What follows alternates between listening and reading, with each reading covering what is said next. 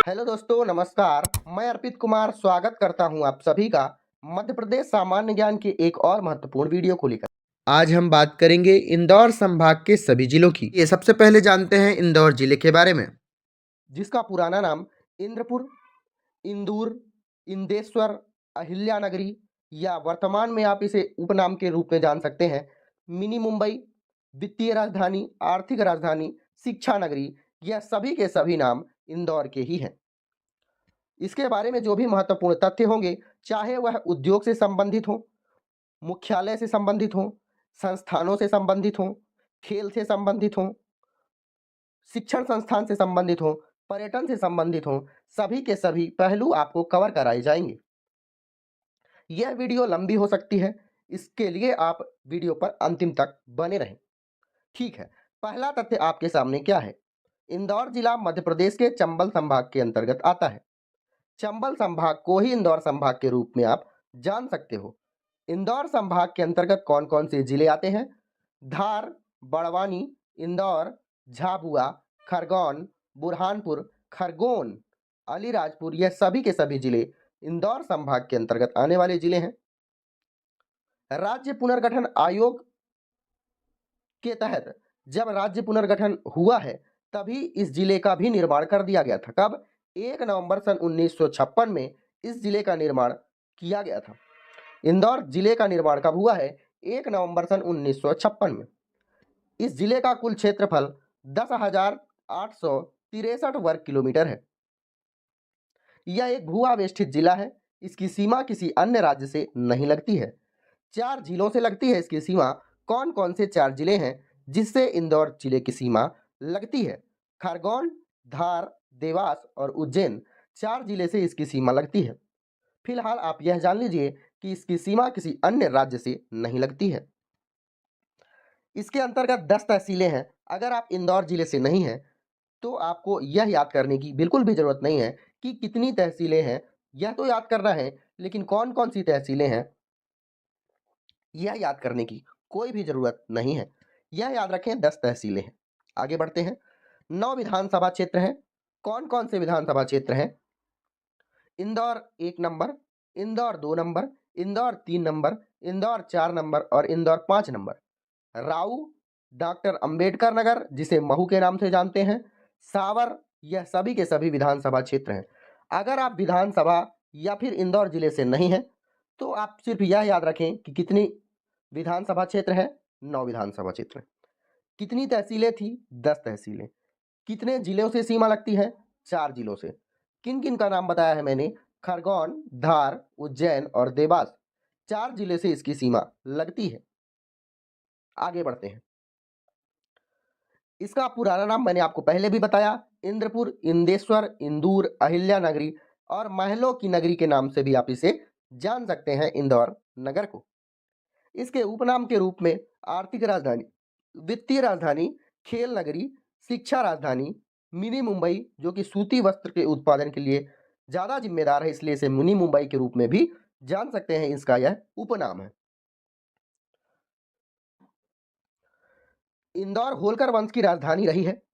इंदौर को अहिल्या नगरी के रूप में भी आप जान सकते हैं। कितने नाम हो गए भाई? इंद्रपुर, इंदौर, इंदेश्वर, अहिल्या नगरी, मिनी मुंबई, वित्त राजधानी, आर्थिक राजधानी, शिक्षा नगरी, खेल नगरी, सभी के सभी नाम तो इंदौर के ही हैं गुरु। इंदौर की स्थापना 1772 में, मैंने आपको 2 नाम बताया है, राव नंदलाल चौधरी और मल्हार राव होलकर के द्वारा इसकी स्थापना की गई थी। मालवा के प्रथम मराठा सूबेदार, जिनका नाम है मल्हार राव होलकर, इसके द्वारा इसकी स्थापना की गई थी। इनकी मृत्यु के बाद उनके पुत्र खांडेर राव की पत्नी और माले राव की माताजी अहिल्याबाई होलकर ने 1766 से लेकर 1795 तक यहाँ शासन संभाला। इसीलिए इनके नाम से भी इसे जाना जाता है, अहिल्या नगरी के रूप में इसे भी जान सकते हैं आप। अहिल्याबाई ने अपना सेनापति तुकोजी होलकर को बनाया था। अहिल्याबाई ने 2 राजधानी चुनी थी, इंदौर को और दूसरी महेश्वर को अपनी राजधानी चुनी थी। कौन कौन सी नगरी? इंदौर नगरी और महेश्वर नगरी। अहिल्याबाई की 2 राजधानी कौन कौन सी हैं? इंदौर राजधानी और महेश्वर राजधानी। ठीक है, आगे बढ़ते हैं। इंदौर में देवी अहिल्याबाई की स्मृति में प्रतिवर्ष अहिल्या उत्सव के रूप में मनाया जाता है। वर्ष 1997 में मध्य प्रदेश शासन के द्वारा देवी अहिल्याबाई सम्मान की भी शुरुआत की गई है। इसकी पुरस्कार राशि 2 लाख रुपए है। आगे बढ़ते हैं। इंदौर में अहिल्याबाई के नाम पर देवी अहिल्याबाई होलकर अंतरराष्ट्रीय हवाई अड्डा है। अहिल्याबाई होलकर स्टेडियम के रूप में भी जाना जाता है। इंदौर में ही यह स्थित है। इंदौर शहर खान या कान्हा नदी के किनारे स्थित एक प्रमुख शहर है। इंदौर जिला जनसंख्या की दृष्टि में मध्य प्रदेश का सबसे बड़ा जिला व सबसे बड़ा संभाग है। इंदौर जिला जनसंख्या की दृष्टि में सबसे बड़ा जिला है। जबलपुर संभाग सबसे बड़ा संभाग है। यहाँ पास संभाग लिखना उचित नहीं है। इंदौर जिला मध्य प्रदेश में भोपाल के बाद दूसरा सबसे बड़ा या सबसे ज्यादा साक्षर जिला है। भोपाल पहले नंबर पर आता है। इंदौर में राला मंडल वन्य जीव अभयारण्य है, जो कि मध्य प्रदेश का सबसे छोटा वन्य जीव अभयारण्य है। मैंने आपको जब जबलपुर संभाग पढ़ाया है, उसके डिंडौरी जिले में कौन सा राष्ट्रीय उद्यान बताया था, जो कि सबसे छोटा राष्ट्रीय उद्यान है। दुधवा राष्ट्रीय उद्यान के बारे में मैंने बात की थी। दुधवा राष्ट्रीय उद्यान या दुधवा जीवाश्म राष्ट्रीय उद्यान मध्य प्रदेश का सबसे छोटा राष्ट्रीय उद्यान है, जिसकी स्थापना 1983 में की गई थी। और मध्य प्रदेश का सबसे बड़ा राष्ट्रीय उद्यान कान्हा किसली राष्ट्रीय उद्यान है, जिसकी स्थापना सन 1953 में की गई थी। तो आपको आगे पीछे सभी की बातें याद रखनी है। आगे बढ़ते हैं। राला मंडल वन्य जीव अभयारण्य, इसकी स्थापना सन 1989 में की गई है। और जो दुधवा राष्ट्रीय उद्यान था, जीवाश्म राष्ट्रीय उद्यान था, उसकी स्थापना सन 1983 में की गई थी।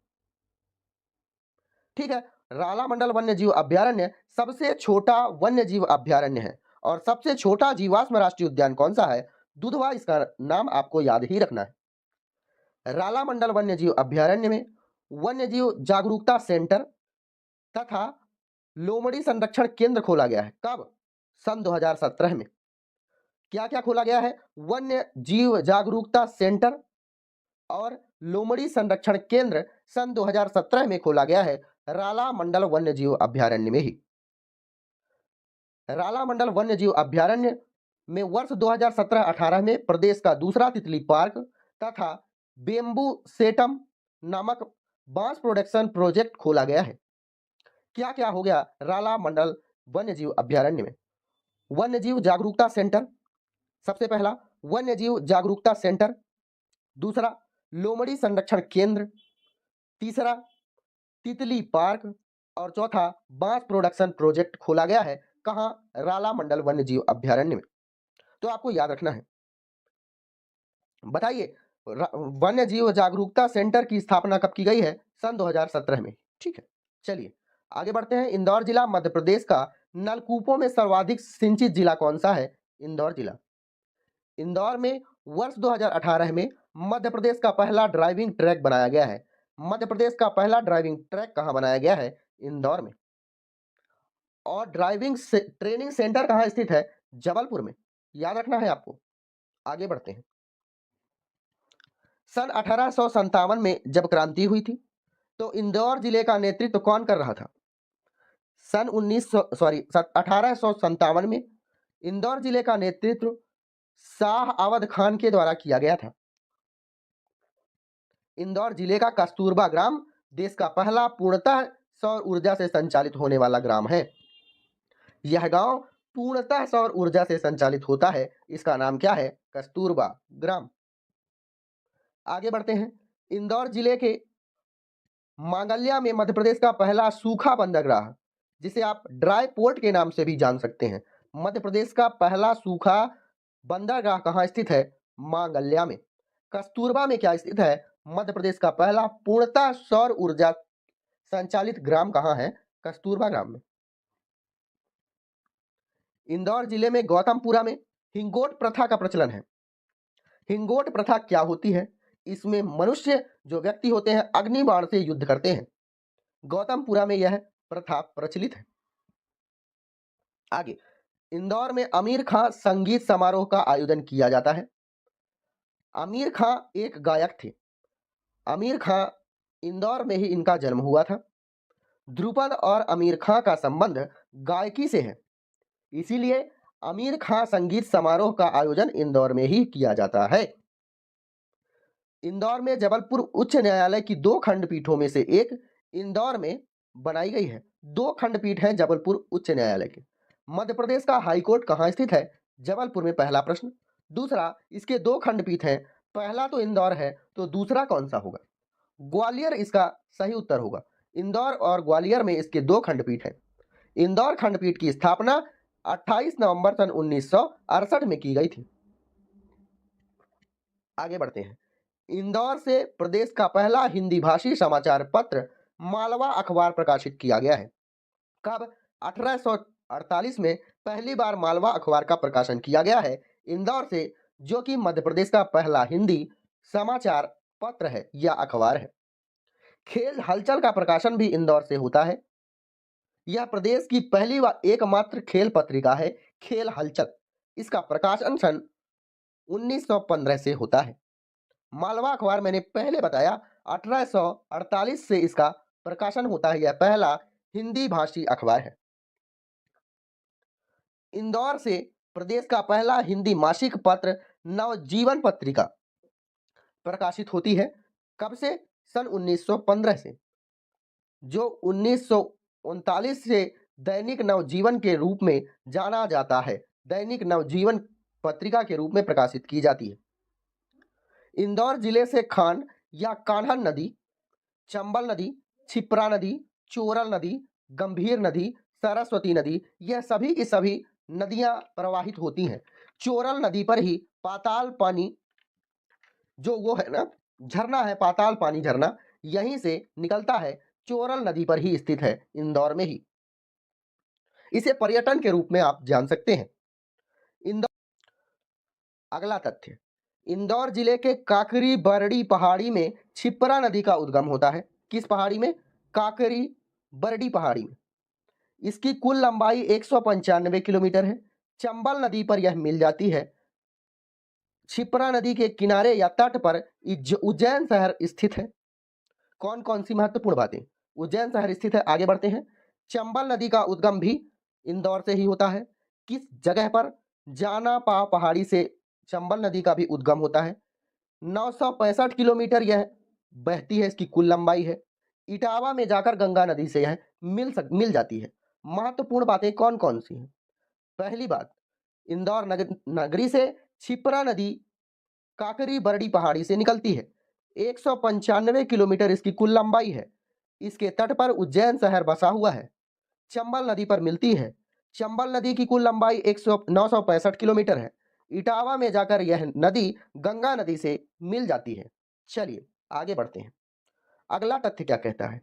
मालवा विद्रोह का केंद्र इंदौर था। यहां सयादत खान के नेतृत्व में होलकर सैन्य टुकड़ी ने अंग्रेजों के विरुद्ध विद्रोह किया है। इस समय इंदौर का रेजिमेंट कर्नल ड्यूरेंट संभालता था। आगे बढ़ते हैं। इंदौर जिले में महू में डॉक्टर भीमराव अंबेडकर का जन्म हुआ था। कब? 14 अप्रैल सन 1891 में। इसीलिए महू का नाम बदलकर अंबेडकर नगर रख दिया गया है। डॉक्टर भीमराव अंबेडकर का जन्म स्थान भीमराव अंबेडकर का एक भव्य स्मारक बना हुआ है इस स्थान पर। वर्ष 2003 में महू का नाम बदलकर अंबेडकर नगर रख दिया गया है। इंदौर जिले के महू में डॉक्टर भीमराव अंबेडकर सामाजिक विज्ञान विश्वविद्यालय की स्थापना भी की गई है। इंदौर के महू में सैनिक छावनी व इन्फेंट्री स्कूल है तथा यहीं पर आर्मी वार कॉलेज की स्थापना भी की गई है। इंदौर जिला का महू शहर सैनिक छावनी है। मिलिट्री हेडक्वार्टर्स ऑफ वॉर यहीं पर स्थित है। इंदौर जिले का महू अपने छाता उद्योग और टिश्यू या महीन पेपर कारखाने के लिए प्रसिद्ध है। टिश्यू पेपर और छाता उद्योग के लिए प्रसिद्ध है महू, इंदौर का महू। इंदौर जिले के 7 पहाड़ियों से घिरे महू में विश्व का पहला क्लॉक टेम्पल बनाया गया है। विश्व का पहला टॉप क्लॉक टेम्पल कहाँ स्थित है? इंदौर के महू में। इंदौर जिले के महू में जानापा पहाड़ी पर भगवान परशुराम जी की जन्मस्थली है। दो व्यक्तियों की जन्मस्थली हो गई। पहले का नाम क्या था? अंबेडकर। अंबेडकर जी का जन्म कब हुआ था? 14 अप्रैल सन 1800 कितने में? 91 में। 1891 में इनका जन्म हुआ था। भगवान परशुराम की जन्मस्थली भी महू में ही है। आगे बढ़ते हैं। इंदौर जिले की महू तहसील में जानापा पहाड़ी से चंबल नदी का उद्गम होता है। मैंने आपको पहले ही बताया है कि 965 किलोमीटर इसकी लंबाई है और उत्तर प्रदेश के इटावा में जाकर इसका वो हो जाता है, मतलब समापन हो जाता है। कौन कौन सी महत्वपूर्ण बातें अभी तक हमने जानी है, अगर आपसे पूछा जाए तो बताइए, छिप्रा नदी का उद्गम कहां से हुआ है? इंदौर की कौन सी पहाड़ी से? बरडी पहाड़ी आपके पास उत्तर होना चाहिए सबसे पहले। इसकी लंबाई कितनी है? 195 किलोमीटर। दूसरी बात, आते हैं चंबल नदी पर। बताइए, चंबल नदी का उद्गम स्थल कहां है? जानापाव पहाड़ी पर। चंबल नदी कितने किलोमीटर तक बहती है? 965 किलोमीटर इसकी कुल लंबाई है। किस स्थान पर यह गंगा नदी से मिल जाती है? इटावा। फिर ड्राइविंग ट्रैक कब बनाया गया है? सन 2018 में। जागरूकता सेंटर जो कि रातापानी वन्य जीव अभ्यारण्य में बनाया गया है, कब बनाया गया है? सन 2017 में। खेल हलचल पत्रिका मैंने आपको बताया है कब से इसका शुरुआत की गई थी? सन 1915 से। मालवा अखबार जो कि हिंदी भाषी अखबार है, मध्य प्रदेश का पहला हिंदी भाषी अखबार है, कब से इसका प्रकाशन किया जा रहा है? सन 1848 से। विश्व का पहला क्लॉक सेंटर कब खोला गया है, मतलब क्लॉक टेम्पल कब बनाया गया है या फिर कहाँ स्थित है? विश्व का पहला क्लॉक टेम्पल कहाँ स्थित है? इंदौर में स्थित है। आगे बढ़ते हैं। अब हम बात करेंगे उद्योगों पर, मुख्यालय पर और संस्थान पर। इंदौर को आप जानते हैं मिनी मुंबई के रूप में, क्योंकि सूती वस्त्रों का उत्पादन के लिए मध्य प्रदेश में प्रथम स्थान इंदौर रखता है। इंदौर जिला सूती वस्त्र के उत्पादन के लिए प्रथम स्थान रखता है।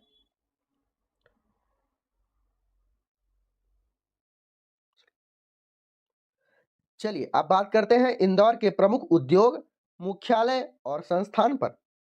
इंदौर को आप मिनी मुंबई के रूप में भी जानते हैं, क्योंकि यहाँ सूती वस्त्रों का उत्पादन मध्य प्रदेश में प्रथम जिला यही है। अरे यार, अब बात करते हैं इंदौर के प्रथम उद्योग, मुख्यालय और संस्थान के बारे में। आप इंदौर को मिनी मुंबई के रूप में भी जानते हैं, क्योंकि सूती वस्त्रों के उत्पादन में मध्य प्रदेश में प्रथम स्थान इंदौर ही रखता है। इंदौर में पहला जेम्स एंड ज्वेलरी पार्क भी स्थापित किया गया है। इंदौर में electronic complex, jewellery complex, air cargo complex, readymade complex, सभी के सभी कॉम्प्लेक्स इंदौर में ही स्थित हैं। इंदौर में बेकरी उद्योग, प्लास्टिक उद्योग, डायमंड उद्योग, औद्योगिक स्वास्थ्य प्रयोगशाला, टंगस्टन फिलामेंट उद्योग, चमड़ा खिलौना उद्योग के लिए तो यह प्रचलित ही है। चमड़ा खिलौना उद्योग के लिए इंदौर को जीआई टैग मिला हुआ है। मध्य प्रदेश में वित्त निगम का मुख्यालय स्थित है, इसीलिए इसे वित्तीय राजधानी या आर्थिक राजधानी के रूप में जानते हैं, जिसकी स्थापना सन 1955 में की गई है। वित्त निगम के मुख्यालय की स्थापना कब की गई है? 1955 में। इंदौर में प्रदेश का पहला आकाशवाणी केंद्र स्थित है। इसकी स्थापना 22 मई सन 1955 में की गई है। मध्य प्रदेश का पहला आकाशवाणी केंद्र कहाँ है? इंदौर में है।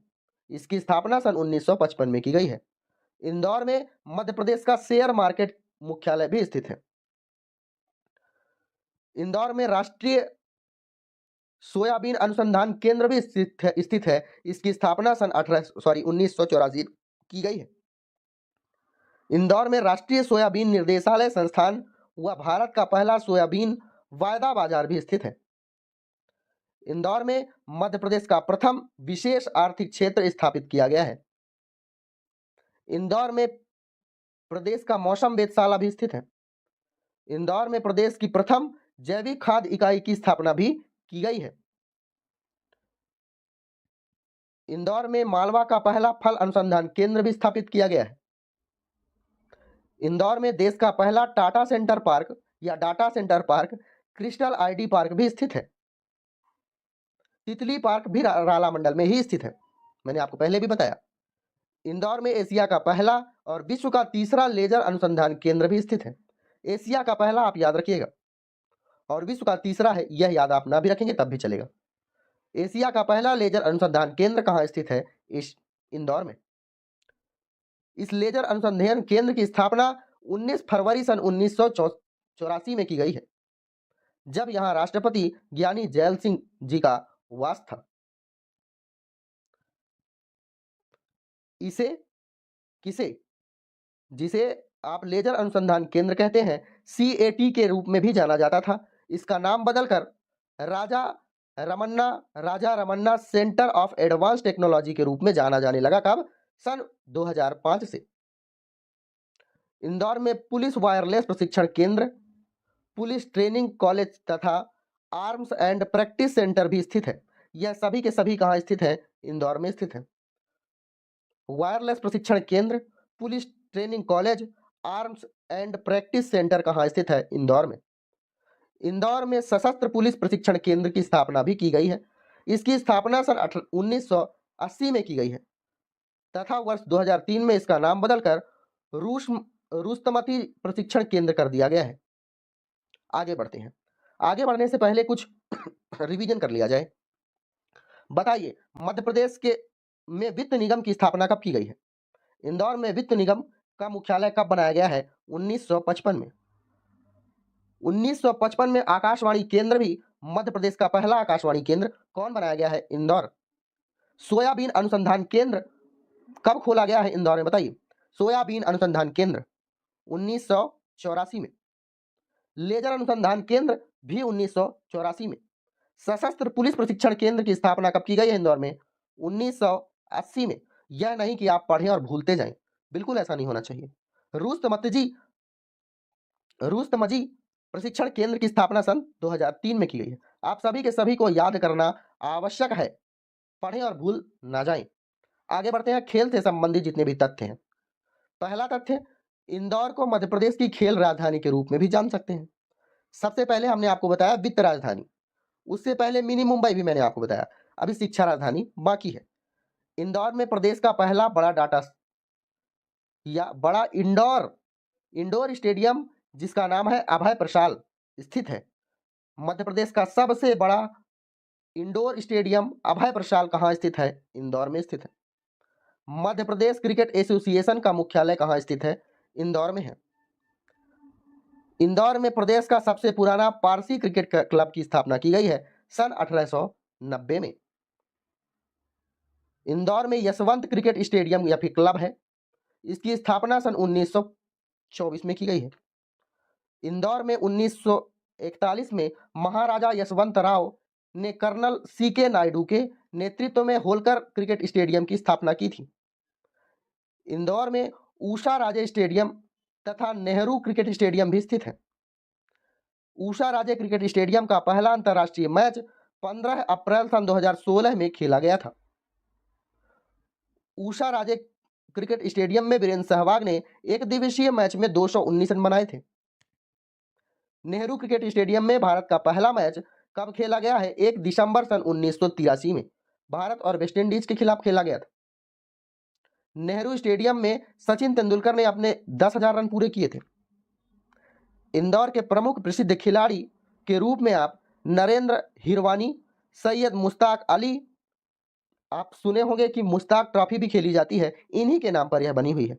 चंदू सरवटे, राहुल द्रविड़, आवेश खान, संध्या अग्रवाल, यह सभी के सभी इंदौर जिले से संबंधित हैं। चलिए, कैप्टन मुश्ताक अली विदेशी धरती पर शतक लगाने वाले पहले भारतीय खिलाड़ी हैं, जो कि इंदौर से इनका संबंध है। संध्या अग्रवाल भारतीय महिला क्रिकेट टीम की कप्तान रह चुकी हैं। इनका संबंध भी इंदौर से ही था।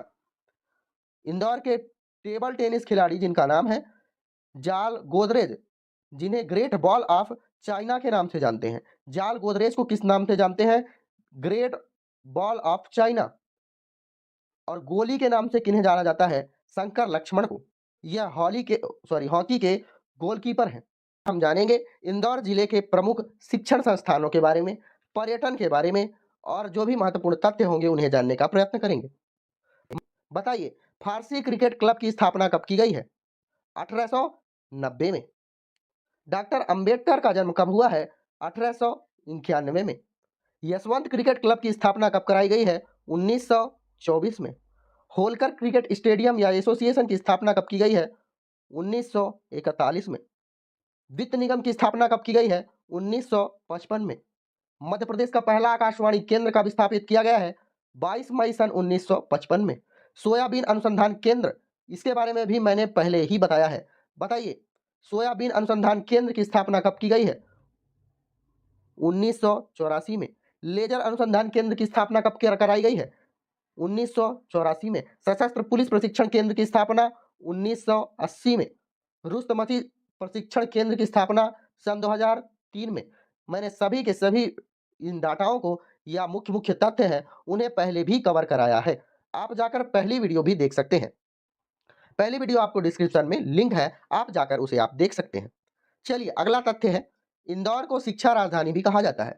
इंदौर के पूर्व नाम कौन कौन से हैं? इंद्रपुर, इंदूर, इंदेश्वर, अहिल्यानगरी, मिनी मुंबई, फिर उसके बाद वित्त राजधानी, आर्थिक राजधानी, शिक्षा राजधानी और इसके बाद शिक्षा राजधानी के बारे में भी हम जानते हैं, खेल राजधानी भी इंदौर को ही कहा जाता है।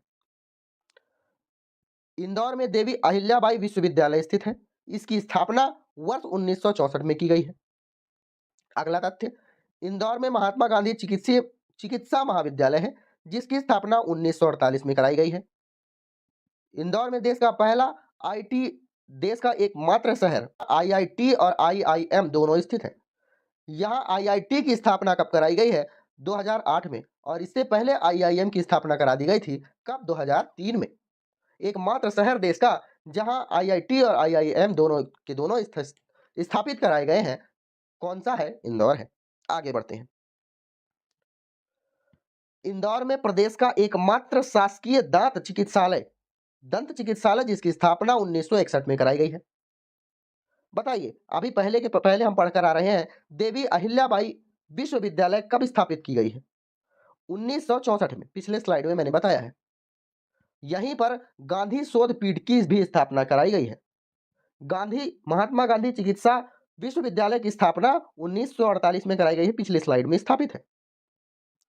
इंदौर में राष्ट्रीय अष्टांग आयुर्वेद कॉलेज की स्थापना भी कराई गई है कब? 1972 में। इंदौर में राज्य का एकमात्र शासकीय नर्सिंग विश्वविद्यालय है या महाविद्यालय है, कहाँ स्थित है? इंदौर में। इंदौर में मानसिक चिकित्सा संस्थान भी स्थित है। इंदौर में महात्मा गांधी मेमोरियल चिकित्सा महाविद्यालय भी स्थित है। मध्य प्रदेश लोक सेवा आयोग एमपीपीएससी का कार्यालय की स्थापना 1957 में कराई गई थी और 1958 में आते आते इन्होंने पहली परीक्षा भी मध्य प्रदेश के एमपीपीएससी के द्वारा करा दी गई थी। यह आपके सामने है। इंदौर में निजी क्षेत्र का पहला पत्रकारिता महाविद्यालय भी स्थित है। पत्रकारिता के बारे में बात करें तो मध्य प्रदेश का पहला या एकमात्र खेल पत्रिका का क्या नाम है? खेल हलचल। इसकी स्थापना कब कराई गई है? 1915 में। मैंने आपको पहली वीडियो में बताया है। इसके बाद एक और पत्रकार या समाचार के बारे में मैंने आपको बताया है, मालवा अखबार। मालवा अखबार किसके लिए प्रसिद्ध है? यह मध्य प्रदेश का पहला हिंदी भाषी अखबार है। यह सन 1848 से लगातार प्रचलित किया जा रहा है, मालवा अखबार। आगे बढ़ते हैं। इंदौर में निजी क्षेत्र का अल्फ फारूकी यूनानी चिकित्सीय महाविद्यालय स्थापित है। इसकी स्थापना 1997 में की गई है। अब पर्यटन के बारे में बात करेंगे। मध्य प्रदेश के प्रमुख पर्यटन क्षेत्र कौन कौन से हैं? बताइए। इंदौर में प्रसिद्ध राजवाड़ा महल, अगर आप इंदौर कभी गए हो तो राजवाड़ा महल जरूर घूमने जाइए, बहुत अच्छा स्थल है। इंदौर में प्रसिद्ध राजवाड़ा महल स्थित है। इसकी स्थापना मल्हार राव प्रथम ने राजवाड़ा की नींव रखी थी कब? 1747 में। राजवाड़ा महल की नींव 1747 में रखी गई थी। राजवाड़ा महल के बारे में बात करें तो यह मध्य प्रदेश की सबसे ऊंची और सुंदर मराठा स्मारक के रूप में जाना जाता है। सबसे ऊंचा व सुंदर मराठा स्मारक कौन है? राजवाड़ा महल। यहीं स्थित है राजवाड़ा पैलेस। राजवाड़ा पैलेस का निर्माण किसके द्वारा कराया गया था? सूबेदार सूबेदार तुकोजी राव के द्वारा इसका निर्माण कराया गया था। सूबेदार तुकोजी राव। कब कराया गया था? 1818 से लेकर 1833 के बीच में कराया गया था। किसके द्वारा? सूबेदार तुकोजी राव के द्वारा इसका निर्माण कराया गया था। चलिए आगे बढ़ते हैं लाल बाग पैलेस की ओर। यह भी महल के रूप में इसमें दिया हुआ है। इंदौर में प्रसिद्ध लाल बाग महल स्थित है। इसी लाल बाग महल परिसर में मालवा उत्सव का आयोजन करवाया जाता है। चलिए बहुत ज्यादा इंपॉर्टेंट बात है, मैं आपको बताऊंगा लाल बाग पैलेस के बारे में। लाल बाग पैलेस के बारे में, इसका निर्माण को किसने कराया था? शिवाजी राव होलकर के द्वारा 1886 में लाल बाग पैलेस का निर्माण कराया गया था। इसके निर्माण में 31 वर्ष लगे थे। वास्तुकला शैली का वास्तुकला शैली का एक महत्वपूर्ण उदाहरण है लाल बाग पैलेस। 28 एकड़ में यह बना हुआ पैलेस है। पेरिस में वर्षीय या वर्साय पैलेस इसका एक रूपांतरण के रूप में आप जान सकते हैं, इसी के तरह दिखता है। फ्रांस के अंदर पेरिस है, पेरिस के अंदर वर्साय पैलेस है, सेम का सेम 2 कॉपी उसके द्वारा बनाया गया है। इंदौर में कांच मंदिर प्रसिद्ध है। इसका निर्माण सन 1903 में सेठ हुकुमचंद के द्वारा कराया गया था, कांच के मंदिर का। इंदौर में देवी अहिल्याबाई व उनके पति खांडेर राव की समाधि स्थित है।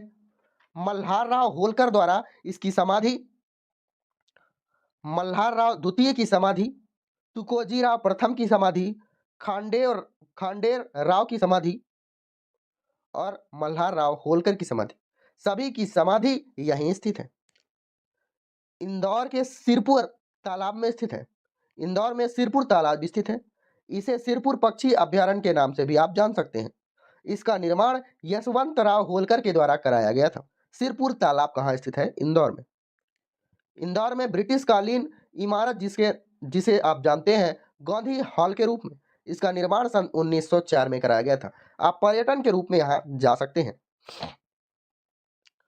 अटल बिहारी क्षेत्रीय उद्यान स्थित यहीं है, जिसे रीजनल पार्क के रूप में भी आप जान सकते हैं। इंदौर में यशवंत सागर तालाब स्थित है। इसका निर्माण 1949 में करवाया गया था। इंदौर में प्रसिद्ध खजराना गणेश मंदिर स्थित है। इस मंदिर को मध्य प्रदेश का दूसरा सेफ भोग पैलेस घोषित किया गया है। परमार कालीन की वास्तुकला या शिल्पकला का बेहतरीन उदाहरण देता है। परमार कालीन मंदिर है।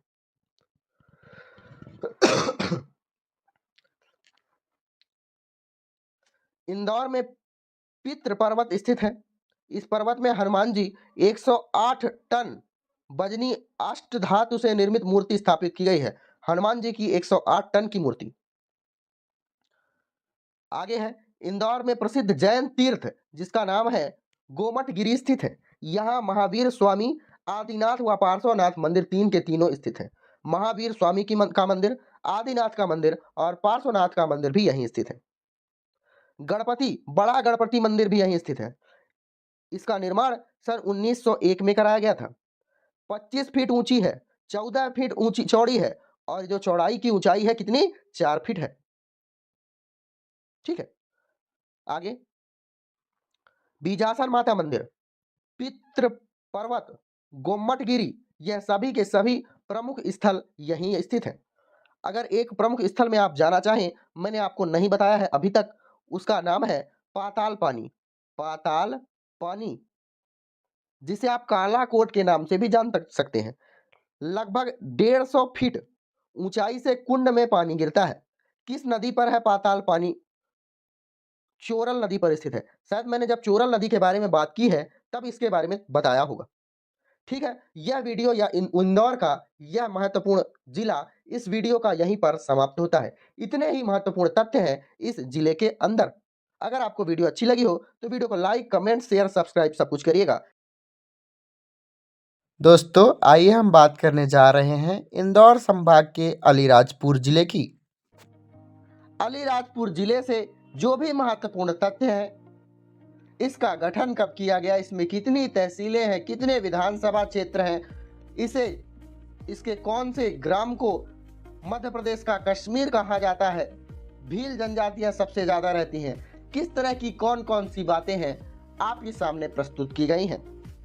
महत्वपूर्ण तथ्यों में से एक तथ्य आपके सामने पहला यह है, अलीराजपुर जिला मध्य प्रदेश के इंदौर संभाग के अंतर्गत आने वाला एक जिला है। इस जिले का गठन 17 मार्च सन 2008 को किया गया। 17 मार्च सन 2008 को जब गठन किया गया तो इनके तहसीलों की संख्या सिर्फ 3 थी। कौन कौन सी तहसील थी? भाभरा, जोबट और अलीराजपुर, 3 तहसीलें थी। तब इस जिले को अलग कर दिया गया था। वर्तमान में अलीराजपुर जिले के 5 तहसीलें हैं। कौन कौन से? अलीराजपुर, जोबट, सोंडवा, कट्ठीवाड़ा, चंद्रशेखर आजाद नगर या भाभरा। भाभरा में चंद्रशेखर आजाद का जन्म हुआ था, इसलिए भाभरा का नाम बदलकर 2007 में चंद्रशेखर आजाद नगर रख दिया गया था। आगे बढ़ते हैं। अलीराजपुर जिले का कुल क्षेत्रफल 3182 वर्ग किलोमीटर है, जो कि एक बहुत छोटा वर्ग किलोमीटर है। जिले के हिसाब से यह बहुत छोटा जिला है। इसकी सीमा मध्य प्रदेश के पश्चिमी क्षेत्र से लगती है। अलीराजपुर जिले की सीमा भारत के अन्य राज्य गुजरात और महाराष्ट्र से लगती है। अलीराजपुर जिले के मुख्य रूप से भील, भिलाला, मानकर, कोटवाल आदि जनजातियां निवास करती हैं, लेकिन भील जनजाति सबसे ज्यादा निवास करती है इस जिले में। सन 2011 की जनगणना के अनुसार सबसे कम साक्षरता वाला भारत का एक जिला जो था वह अलीराजपुर ही था। अलीराजपुर जिले के अंतर्गत 2 विधानसभा क्षेत्र अलीराजपुर और जोबट शामिल हैं। 2 विधानसभा क्षेत्र हैं। यह दोनों विधानसभा क्षेत्र रतलाम लोकसभा क्षेत्र के अंतर्गत आते हैं।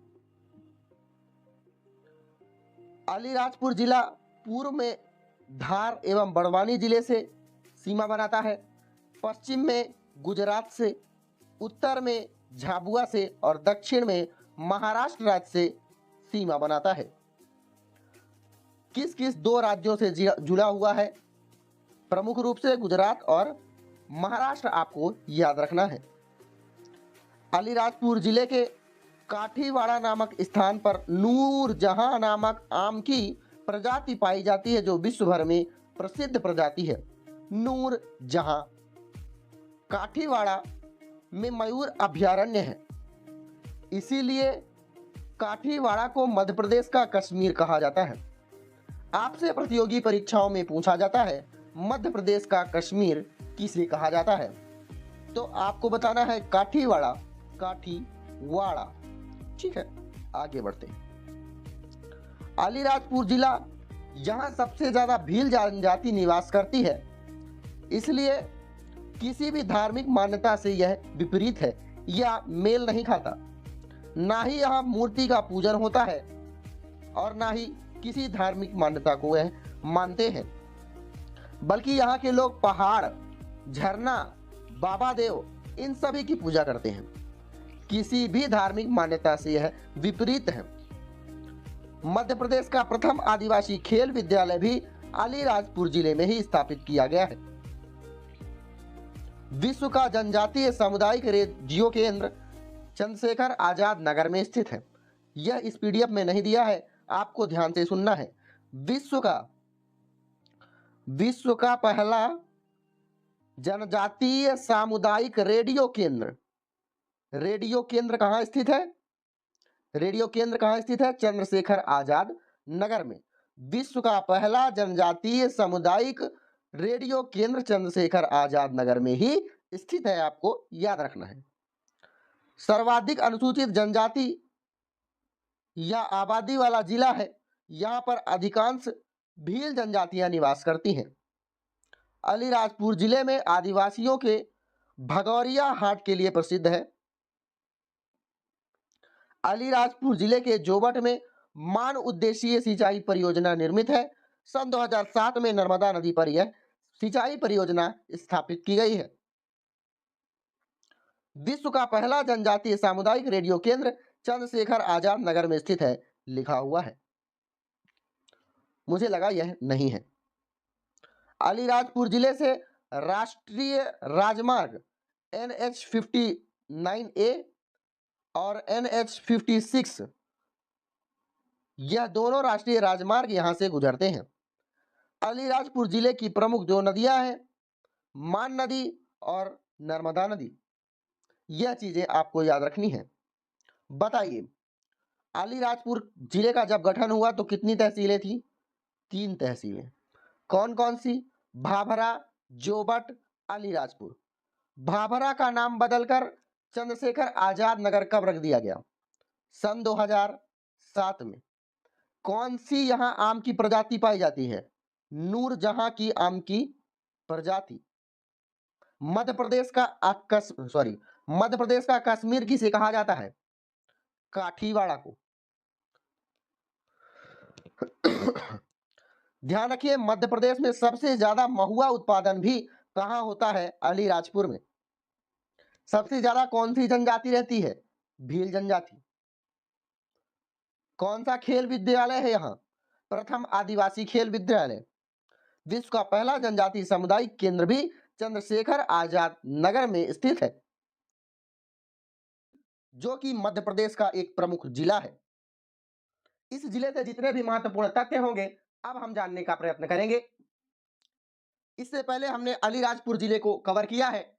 वह जिला झाबुआ से अलग होकर ही बनाया गया था। झाबुआ जिले को कवर करने जा रहे हैं। यह जिला इंदौर संभाग के अंतर्गत आने वाला एक प्रमुख जिला है।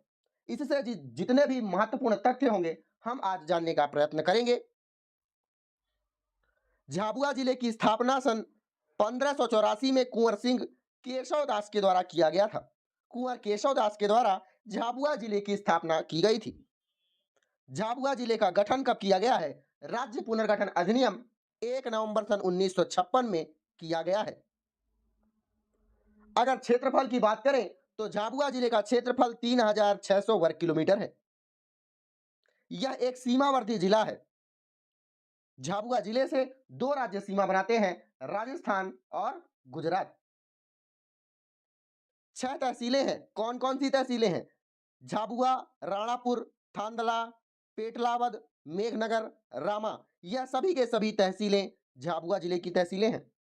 अगर आप झाबुआ जिले से नहीं हैं तो आपको याद करने की जरूरत नहीं है कि कौन कौन सी तहसीलें हैं। आप यह भी याद रखिए कि टोटल 6 जिले हैं, बस 3 विधानसभा क्षेत्र झाबुआ जिले में आते हैं। गुजरात व राजस्थान से यह सीमा बनाती है। अलीराजपुर जिला बनने से पहले यह 3 राज्यों से सीमा बनाती थी। यह जिला 3 राज्यों से सीमा बनाता था, गुजरात, राजस्थान व महाराष्ट्र से। अर्थात जब अलीराजपुर अलग हो गया है तो अलीराजपुर से सीमा बनाने वाले 2 राज्य होंगे, राजस्थान व महाराष्ट्र। झाबुआ जिले से सीमा बनाता है गुजरात और राजस्थान। याद रखिएगा, 3 जिलों से सीमा बनाता है झाबुआ। पहला तो वही है जो झाबुआ जिले से अलग हुआ है। अलीराजपुर, धार, रतलाम 3 जिले वह हैं जो झाबुआ जिले से सीमा बनाते हैं। आगे बढ़ते हैं। इतिहास की अगर बात करें तो 16वीं शताब्दी में इसे स्थापित किया गया था। बहादुर सागर झील के किनारे बसा हुआ यह शहर था झाबुआ। झाबुआ ब्रिटिश राज्य के अंतर्गत भोपावर एजेंसी अर्थात मध्य भारत की राजधानी थी झाबुआ। 1927 में झाबुआ को मालवा प्रांत का हिस्सा बना दिया गया। मध्य भारत की राजधानी किसे मानी जाती थी? झाबुआ को। आपको याद रखना है। अलीराजपुर की तरह ही झाबुआ जिला मध्य प्रदेश का आदिवासी बाहुल्य जिला है। झाबुआ जिला न्यूनतम साक्षरता वाले जिलों में से एक दूसरे स्थान पर यह अपना स्थान रखता है। न्यूनतम साक्षरता वाले जिले में पहला स्थान कौन रखता है? अलीराजपुर, जो कि झाबुआ जिले से ही अलग होकर बनाया गया था। अलीराजपुर में एसटी जनसंख्या सबसे ज्यादा रहती है। महुआ उत्पादन के लिए अलीराजपुर पहले स्थान पर है। झाबुआ जिला मध्य प्रदेश की जनसंख्या में दूसरे स्थान पर है, पहला स्थान मंदसौर जिला है। और अगर जनसंख्या घनत्व के बारे में बात करें तो इंदौर जिले का जनसंख्या घनत्व सबसे बड़ा है, सबसे ज्यादा है। झाबुआ जिला अनुसूचित जाति एससी में न्यूनतम जनसंख्या प्रतिशत वाला जिला भी है। एससी जनसंख्या में सबसे कम न्यूनतम जनसंख्या यही है और प्रतिशत के मामले में भी सबसे कम यही है। झाबुआ जिला अनुसूचित जनजाति जनसंख्या में तीसरे व प्रतिशत में दूसरे स्थान पर है। झाबुआ जिले में मुख्यतः भील जनजातियां निवास करती हैं, लेकिन भीलाला आदिवासी जनजातियां भी यहाँ होती हैं, लेकिन मुख्य रूप से भील जनजाति अलीराजपुर की तरह ही यहाँ भी निवास करती हैं। झाबुआ जिले में की मेघनगर तहसील में मयूर अभ्यारण्य को स्थापित किया गया है। मेघनगर तहसील में रॉक फॉस्फेट, ये लिखा हुआ है, रॉक फॉस्फेट खनिज का भी उत्खनन किया जाता है मेघनगर तहसील में ही। डोलोमाइट, एस्बेस्टस खनिज भी यहां झाबुआ में पाया जाता है, लेकिन आपको ध्यान रखना है रॉक फॉस्फेट के लिए मेघनगर तहसील ही जिम्मेदार है। मैंने आपको अभी अभी बताया कि आदिवासी बाहुल्य जिला है, आदिवासी प्रमुख रूप से भील जनजाति यहां निवास करती है। और आपको बताना है भील मतलब भीली भाषा में फिल्म सबसे पहले कौन सी बनी थी, प्रथम भीली भाषा की फिल्म कौन सी है, उसका उत्तर होगा आपके पास फैसला। फैसला फिल्म बनी थी, भील भाषा की पहली फिल्म है, यह फैक्ट के तौर पर आप याद रख सकते हैं। आगे चलते हैं। झाबुआ जिले में 1994 में विश्व का द्वितीय व भारत का प्रथम आदिवासी शोध संचार केंद्र स्थापित किया गया है। आदिवासी शोध संचार केंद्र जो कि विश्व का तीसरे नंबर का है और भारत का पहले नंबर का है। क्या है? विश्व आदिवासी शोध संचार केंद्र। इसकी स्थापना सन 1994 में की गई है। झाबुआ जिले में भगोरिया मेला या भगोरिया हाट मेले का आयोजन भी किया जाता है। ध्यान रखिएगा, झाबुआ जिले में आदिवासी क्राफ्ट मेला भी लगता है। क्या? आदिवासी क्राफ्ट मेला। आदिवासी क्राफ्ट मेला का आयोजन भी कहां किया जाता है? झाबुआ जिले में ही इसका भी आयोजन किया जाता है। भगोरिया हाट की बात करें तो प्रमुख रूप से यह मेला होलिका दहन से 7 दिन पूर्व किया जाता है, अर्थात होलिका दहन से 7 दिन पहले या होली से 8 दिन पहले इसका आयोजन किया जाता है। भगोरिया मेला भील जनजाति का पर्व है। इसमें आदिवासी लोग संस्कृत अलग अलग से रंग देखने को मिलते हैं और बेहतरीन नृत्य करते हैं। झाबुआ जिले में राजवाड़ा स्थित है, आपको याद रखना है। मेघनगर तहसील को औद्योगिक विकास केंद्र माना जाता है। मैंने आपको बताया ही है, आदिवासी शोध केंद्र कहाँ स्थित है? मेघनगर तहसील में। रॉक फॉस्फेट सबसे ज्यादा कहां से निकाला जाता है? रॉक फॉस्फेट सबसे ज्यादा कहां निकाला जाता है? मेघनगर तहसील से। झाबुआ जिले में राजवाड़ा स्थित है, यह आपको याद रखना है। मेघनगर की बात फिर से हो गई। मैंने इससे पहले आपको कब क्या बताया है? आदिवासी शोध केंद्र कहां है? मेघनगर में। रॉक फॉस्फेट खनिज का सबसे ज्यादा उत्खनन कहां होता है? मेघनगर में। औद्योगिक विकास केंद्र कहां स्थित है? मेघनगर में। आपको याद रखना है।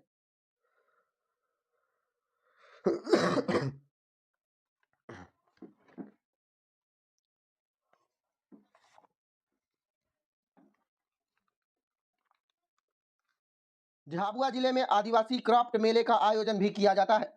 मैंने आपको क्या बताया है? इससे पहले भगोरिया हाट मेले के बारे में बात हुई है, जो कि होली से 8 दिन पहले इस मेले का आयोजन किया जाता था।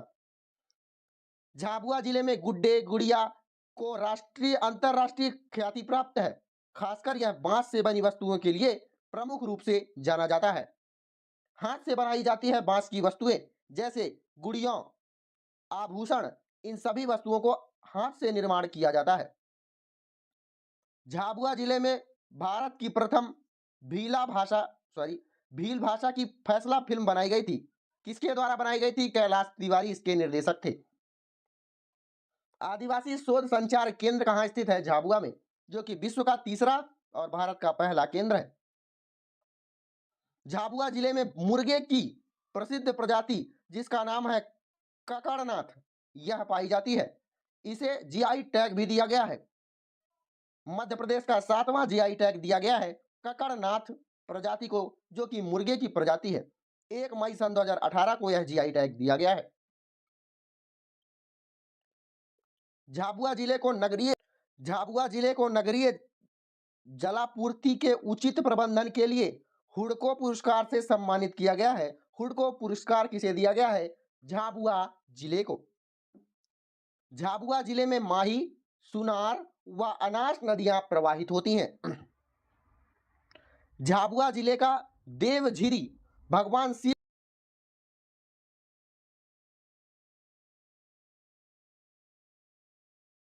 आइए दोस्तों, अब हम धार जिले को कवर करते हैं। धार जिले से जितने भी महत्वपूर्ण तथ्य होंगे, जितने भी पर्यटन स्थल होंगे, मांडू जैसा शहर जिसे हम महलों का शहर, आनंद की नगरी, मछली की नगरी, इन सभी नाम से जानते हैं। पीथमपुर औद्योगिक केंद्र के बारे में हम बात करेंगे। कौन कौन से प्रमुख म्यूजियम हैं, कौन कौन से प्रमुख महल हैं, कौन कौन से प्रमुख अभ्यारण्य है धार जिले में, सभी को जानने का प्रयत्न करेंगे। धार जिले के महत्वपूर्ण तथ्यों में से एक तथ्य आपके सामने यह है कि धार जिला मध्य प्रदेश के इंदौर संभाग के अंतर्गत आने वाला प्रमुख जिला है। इतिहास में 11वीं शताब्दी में परमार वंश के राजा भोज ने धार नगरी को अपनी राजधानी बनाया था। धार जिले का कुल क्षेत्रफल 8,153 वर्ग किलोमीटर है।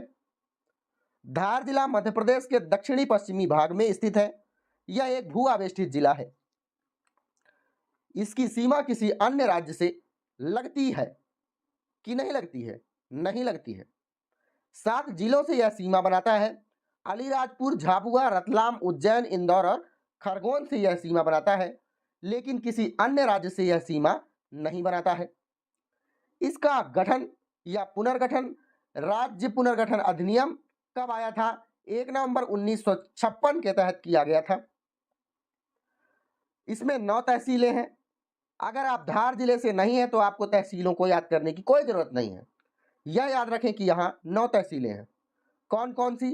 धार, बदनावर, कुच्छी, मनावर, गंधवानी, डही, धर्मपुरी, सरदारपुर, पीथमपुर, यह सभी के सभी तहसीलें हैं धार जिले की। धार जिले के अंतर्गत 7 विधानसभा क्षेत्र आते हैं।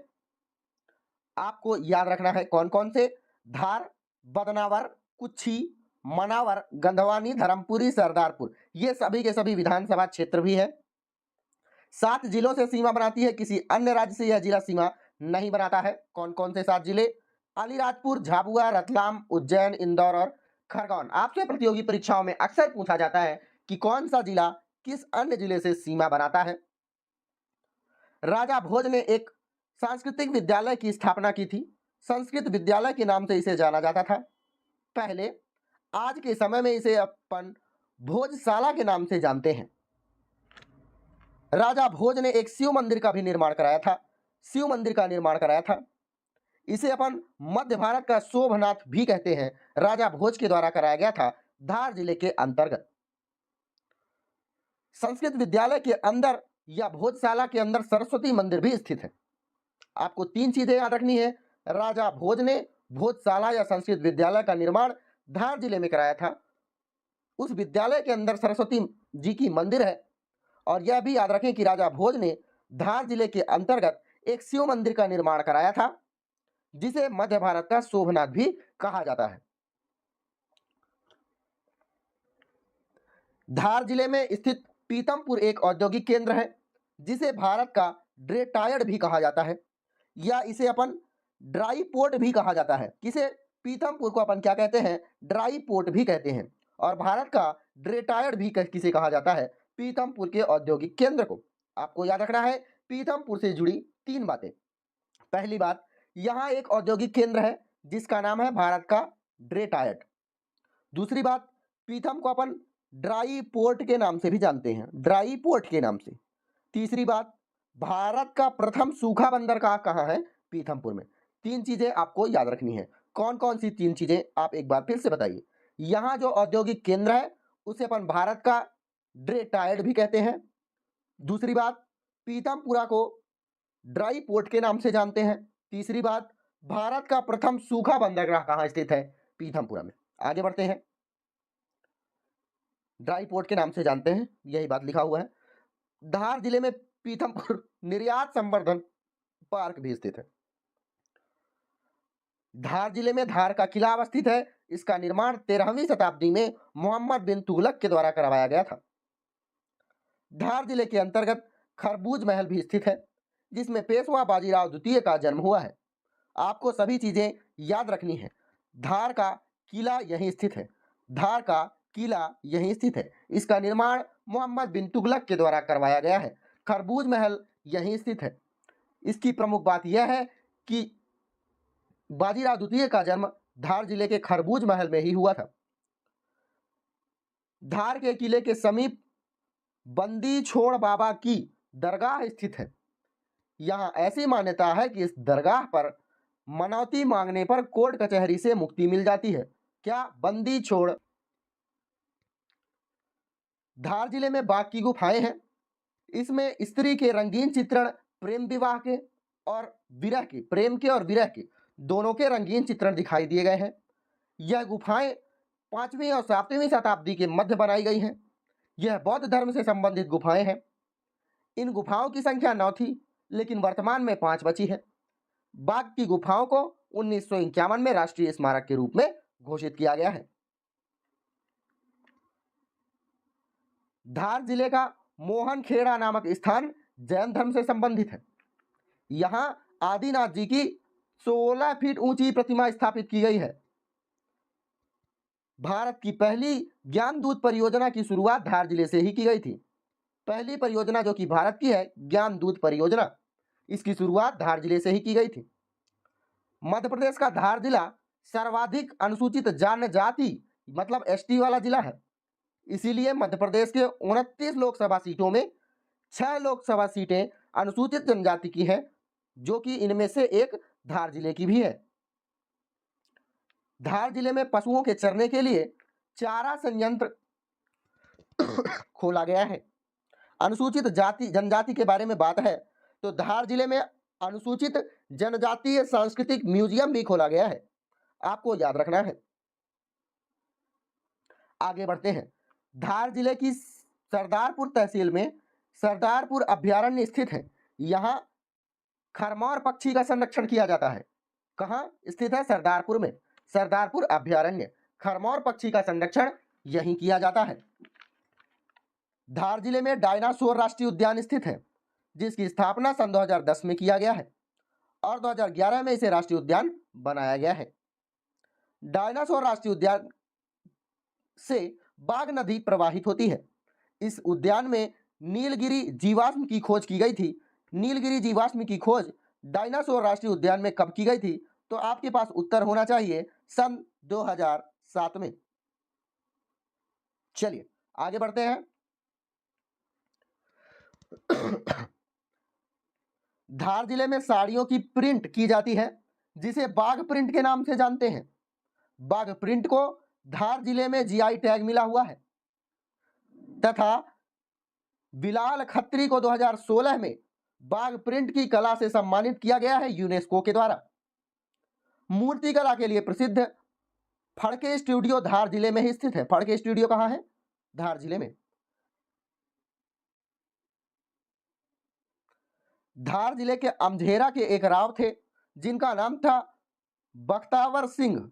इन्होंने 1857 की क्रांति में अंग्रेजों के खिलाफ नेतृत्व किया था। क्या नाम था?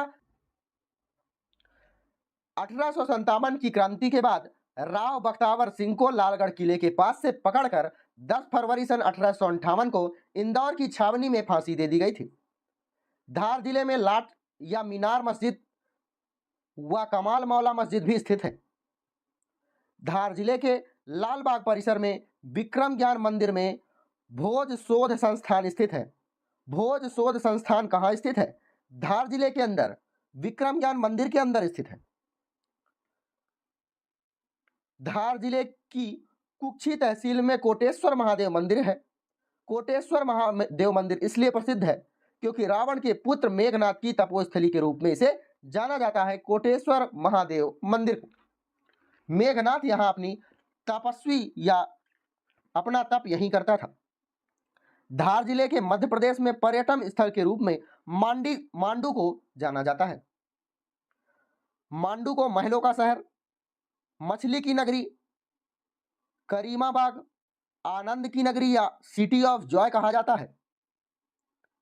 मांडू का पुराना नाम सादियाबाद, मांडवगढ़ या मंडप दुर्ग है। आज के डेट में आपसे अधिकतर प्रश्न पूछा जाता है, city of Joy Madhya Pradesh का किसे कहते हैं। आपको याद रखना है मांडू शहर को।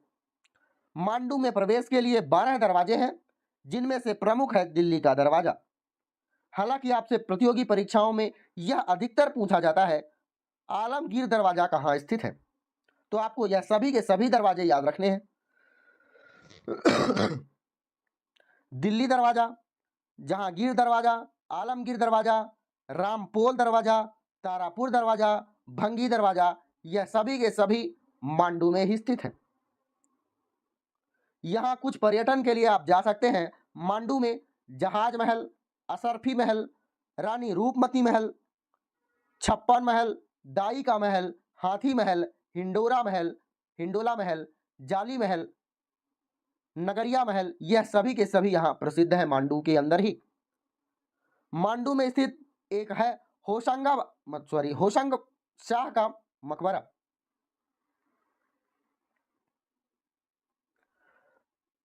मांडू में स्थित है एक होशंग शाह का मकबरा। यह अफगानी वास्तुकला के लिए प्रसिद्ध है। अफगानी वास्तुकला के लिए यह प्रसिद्ध है। भारत में संगमरमर की पहली इमारत होशंग शाह का मकबरा ही है। इसे मध्य प्रदेश का ताजमहल भी कहा जाता है। होशंग शाह के मकबरे को यह कहाँ स्थित है? मांडू में। आपसे यह भी पूछा जाता है मध्य प्रदेश का ताजमहल कहाँ स्थित है? मांडू इसका उत्तर होना चाहिए। मांडू में रेवाकुंड, नीलकंठ महादेव मंदिर, दरिया खान का मकबरा, मालिक मुगीस मस्जिद आदि प्रमुख स्थल है। धार जिले के सरदारपुर तहसील में मिंडा ग्राम में विंध्याचल पर्वत श्रेणी में आममाऊ नामक स्थान से महानदी निकलती है। यह एक प्रमुख नदी है। यह नदी कर्क रेखा को 2 बार काटती है। इसे पृथ्वी की पुत्री भी कहा जाता है। मान परियोजना इसी नदी के अंतर्गत चलती है। दक्षिणी राजस्थान का स्वर्ण रेखा इसे ही कहा जाता है। कौन कौन सी बातें हैं माही नदी से?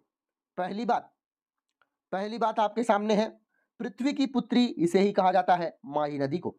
दूसरी बात, मान परियोजना माही नदी से चल रही है। आममाऊ इसका उद्गम स्थल है। दक्षिणी राजस्थान की स्वर्ग रेखा किसे कहा जाता है? माही नदी को। कर्क रेखा को 2 बार काटती है। सभी की सभी बातें आपको याद रखनी है। लिखा भी हुआ है पृथ्वी की पुत्री, जिसका नाम है महाती के नाम से भी इसे जाना जाता है। माही नदी को कांठल की गंगा, आदिवासियों की गंगा, भागड़ की गंगा, दक्षिणी राजस्थान की स्वर्ण रेखा के रूप में भी इसे जाना जाता है। एकमात्र नदी है भारत की जो कर्क रेखा को 2 बार काटती है। धार जिले के जीराबाद में मान नदी पर मान परियोजना स्थित है तथा जीराबाद में सीमेंट फैक्ट्री भी स्थित है। कहाँ स्थित है यह? धार जिले में।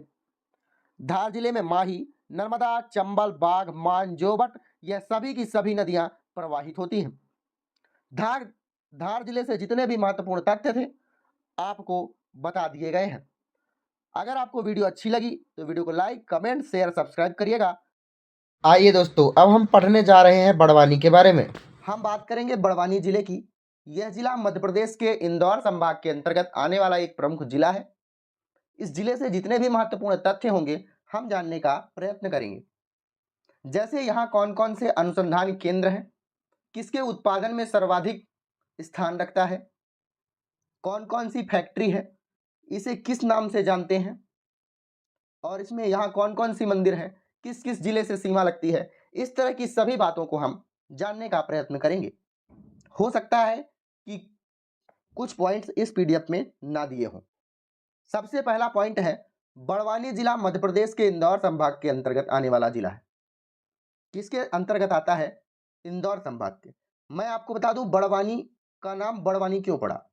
बड़ का नाम है, बड़ से मतलब है वन से। बड़ नामक वृक्ष के वन यहाँ सबसे ज्यादा पाए जाते हैं और वानी का मतलब होता है बगीचे से। बड़ के बगीचों से घिरा हुआ शहर है, इसलिए इसका नाम ही बड़वानी पड़ गया है। अगला तथ्य आपके सामने है। इसका निर्माण 25 मई सन 1998 में खरगोन या कहें पश्चिमी निमाड़ से अलग होकर किया गया था। इसका निर्माण 25 मई सन 1998 को खरगोन से अलग करके किया गया है। इसके उपनाम के बारे में बात करें तो बड़नगर, सिद्धनगर और निमाड़ का पैलेस भी इसे ही कहा जाता है। कौन कौन से नाम हैं? बड़नगर, सिद्धनगर और निमाड़ का पैलेस। बड़वानी जिले का कुल क्षेत्रफल अगर देखें 5427 वर्ग किलोमीटर है। यहाँ 9 तहसीलें हैं। आप तहसीलों को पढ़ सकते हैं, कौन कौन सी तहसीलें हैं। 4 विधानसभा क्षेत्र हैं। इसकी सीमा एक राज्य से लगती है जिसका नाम है महाराष्ट्र। ध्यान रखिएगा, मैं अभी पूछूंगा आपसे, यह किस किस जिलों से घिरा हुआ है? खरगोन से, धार से, अलीराजपुर से। कौन कौन से जिले सीमा बनाते हैं? 3 जिले सीमा बनाते हैं। बड़वानी, इसके बारे में मैंने आपको बताया। बताइए कितनी तहसीलें हैं? 9 तहसीलें हैं। कितनी तहसीलें हैं? 9 तहसीलें हैं। किस राज्य से सीमा बनाता है? महाराष्ट्र से। कौन कौन से जिले इससे जुड़े हुए हैं? खरगोन, धार और अलीराजपुर।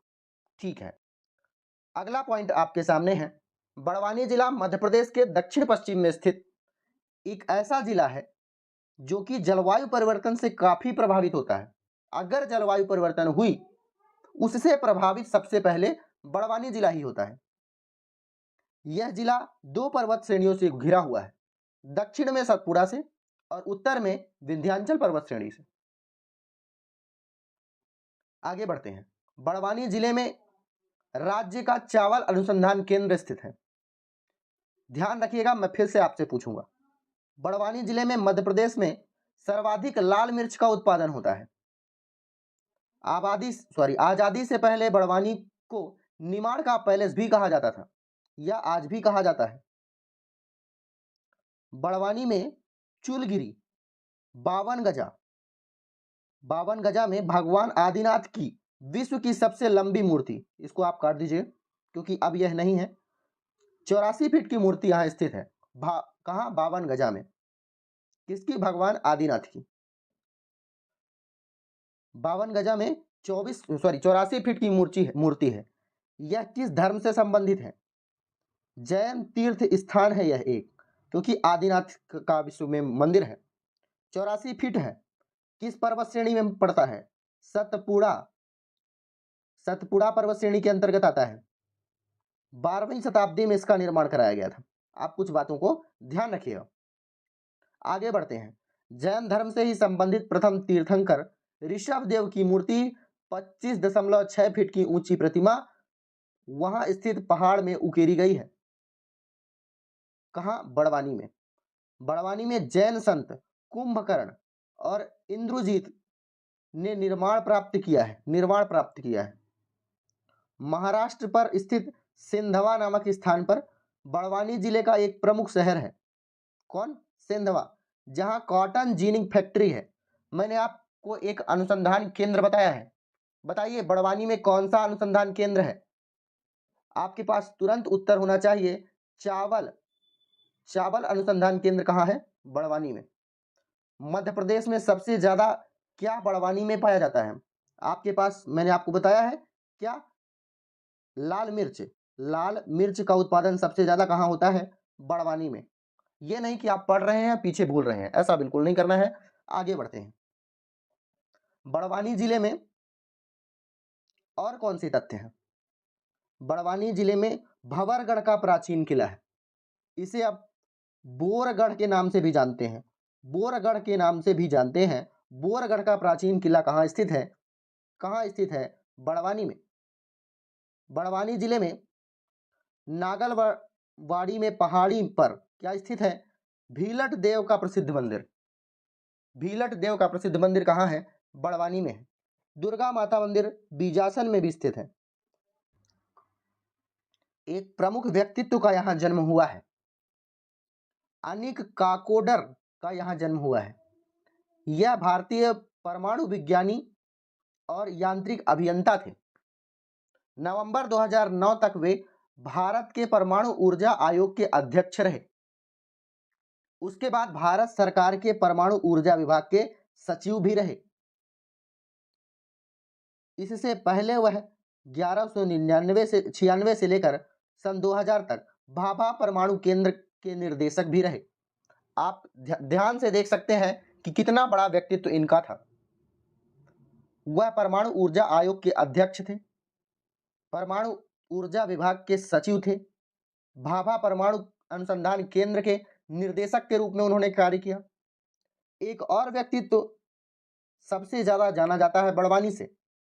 स्वतंत्रता सेनानी भीमा नायक का जन्म भी यहां हुआ था। भीमा नायक को अंग्रेजी सरकार इतनी डरती थी कि उन्हें पोर्ट ब्लेयर व निकोबार में रखा गया था, जहां 29 दिसंबर सन 1876 में उनकी मृत्यु हो गई।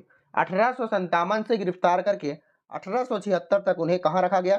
पोर्ट ब्लेयर में या निकोबार में रखा गया। वर्ष 2017 में करीब 2.5 करोड़ की लागत से आदिवासी क्रांतिकारी, जिनका नाम था मैंने आपको बताया है भीमा नायक, का भव्य स्मारक बड़वानी जिले में स्थापित किया गया है, जिन्हें अंग्रेजी सरकार के द्वारा देखिए विदेश में रखा गया, बाहर रखा गया, निकोबार में रखा गया। कितना बड़ा व्यक्तित्व था। बड़वानी का विलास पैलेस राजा रणजीत सिंह ने दिवंगत बेटे के याद में बनवाया था। कौन कौन सी प्रमुख बातें हो गई बड़वानी में? पहली बात, चावल अनुसंधान केंद्र के बारे में मैंने आपको बताया। मध्य प्रदेश में सर्वाधिक लाल मिर्ची का उत्पादन यहीं होता है। कॉटन जीनिंग फैक्ट्री जो कि सेंधव में स्थित है, मैंने आपको तीसरी चीज बताई है। चौथी चीज क्या है? विलास पैलेस स्थित है कहाँ? बड़वानी में। आगे बढ़ते हैं। पहले स्वतंत्रता से पूर्व बड़वानी जिला एक रियासत थी। किसकी रियासत थी? राणा वंश के शासन की रियासत थी बड़वानी, जिन्हें निमाड़ का पैलेस भी कहा जाता है। बड़वानी जिले में मध्य प्रदेश की जीवन रेखा कही जाने वाली नर्मदा नदी प्रवाहित होती है। देखिए कौन कौन सी प्रमुख बातें हो गई, आपको हमें अब बताना है। बताइए, पहली बात मैं आपसे पूछ रहा हूं, यहाँ कितनी तहसीलें हैं? उत्तर होगा 9 तहसीलें। कितने विधानसभा क्षेत्र? 4 विधानसभा क्षेत्र। किस राज्य से सीमा बनाता है? महाराष्ट्र से। किस जिले से सीमा बनाता है? 3 जिले। कौन कौन से? खरगोन, धार और अलीराजपुर। इसके और कौन कौन से नाम हैं? बड़नगर, सिंहनगर, निमाड़ का पैलेस। विशेष रूप से आपको क्या क्या जानना है? चावल अनुसंधान केंद्र यहाँ है। मध्य प्रदेश का सर्वाधिक लाल मिर्च का उत्पादन यहाँ होता है। कॉटन जीनिंग फैक्ट्री सेंधव में स्थित है। विलास पैलेस यहाँ स्थित है। भीमा नायक का जन्म यहाँ हुआ। काकोडर का जन्म यहाँ हुआ। मैंने आपको सभी चीजें बता दी हैं। कौन कौन से मंदिर यहाँ स्थित हैं? भीलर देव मंदिर यहाँ स्थित है। भंवरगढ़ का किला यहाँ स्थित है। दुर्गा माता मंदिर यहाँ स्थित है। आपको कुल मिलाकर इतनी चीजें तो याद ही रखनी है। अगर आपको वीडियो अच्छी लगी हो तो वीडियो को लाइक, कमेंट, शेयर, सब्सक्राइब करिएगा। आइए दोस्तों, अब हम बुरहानपुर जिले के बारे में बात करते हैं। यह जिला मध्य प्रदेश के इंदौर संभाग के अंतर्गत आता है। ताप्ती नदी के किनारे है। इसको और कई नाम से जानते हैं, जैसे दक्षिण का प्रवेश द्वार, बुनकरों का शहर। इन सभी नाम से बुरहानपुर जिले को जाना जाता है। इसके सभी तथ्य को आज हम जानने का प्रयत्न करेंगे, जैसे आसिरगढ़ का किला, नेपा नगर, शाही हमाम का मकबरा, या फिर आप कह सकते हैं शाह नवाज खां का मकबरा। जो जो यहाँ प्रसिद्ध स्थान है, सभी चीजों के बारे में हम बात करेंगे। पर्यटन स्थल के बारे में बात करेंगे। सभी चीजें डिटेल से बताई जाएंगी। कुछ तथ्य इसमें इस पीडीएफ में होंगे और कुछ तथ्य आपको बताए जाएंगे। चलिए, पहला तथ्य आपके सामने है। मध्य प्रदेश के इंदौर संभाग के अंतर्गत आने वाला यह जिला है। यह एक बहुत साधारण सा तथ्य है। इस जिले का गठन 15 अगस्त सन 2003 में किया गया। खंडवा जिले से अलग करके खंडवा जिले को अपन पूर्वी निमाड़ के रूप में भी जानते हैं। ठीक है, अगला तथ्य, इसे आप बहुत ज्यादा मत पढ़िएगा, यह आपसे नहीं पूछा जाएगा। आप यह समझ लीजिए नासिर के द्वारा बुरहानपुर जिले का निर्माण कराया गया। फारूकी वंश से संबंध रखते थे नासिर। ठीक है, इतना आप याद रखिएगा। अगर आपसे कभी पूछ लिया जाए बुरहानपुर जिले का कुल क्षेत्रफल कितना है, 3427 वर्ग किलोमीटर, आप बता दीजिएगा बुरहानपुर जिले को और किस नाम से जानते हैं। मैंने आपको पहले भी बताया, दक्षिण का प्रवेश द्वार और बुनकरों का शहर, दो नाम से इसे जाना जाता है। पहला तो आपके सामने आ गया है। दूसरा है, यह ताप्ती नदी के किनारे बसा हुआ है। इसके हृदय स्थल पर जामा मस्जिद स्थित है। यह सभी की सभी तथ्य आपको याद रखना है। कपड़ा उत्पादन के कारण इसे बुनकरों का शहर भी कहा जाता है। यह महाराष्ट्र से सीमा बनाता है, अर्थात यह दक्षिण में स्थित सीमावर्ती जिला है। यहाँ 3 तहसीलें हैं। आप अगर बुरहानपुर जिले से नहीं है तो आपको याद करने की कोई जरूरत नहीं है, फिर भी आप जान सकते हैं बुरहानपुर, खकनार, नेपानगर, ये 3 की तीनों तहसील बुरहानपुर जिले के अंतर्गत आती हैं। यहाँ 2 विधानसभा क्षेत्र हैं, 2 विधानसभा क्षेत्र बुरहानपुर और नेपानगर। 2 जिलों से सीमा बनाती है, खरगोन और खंडवा से।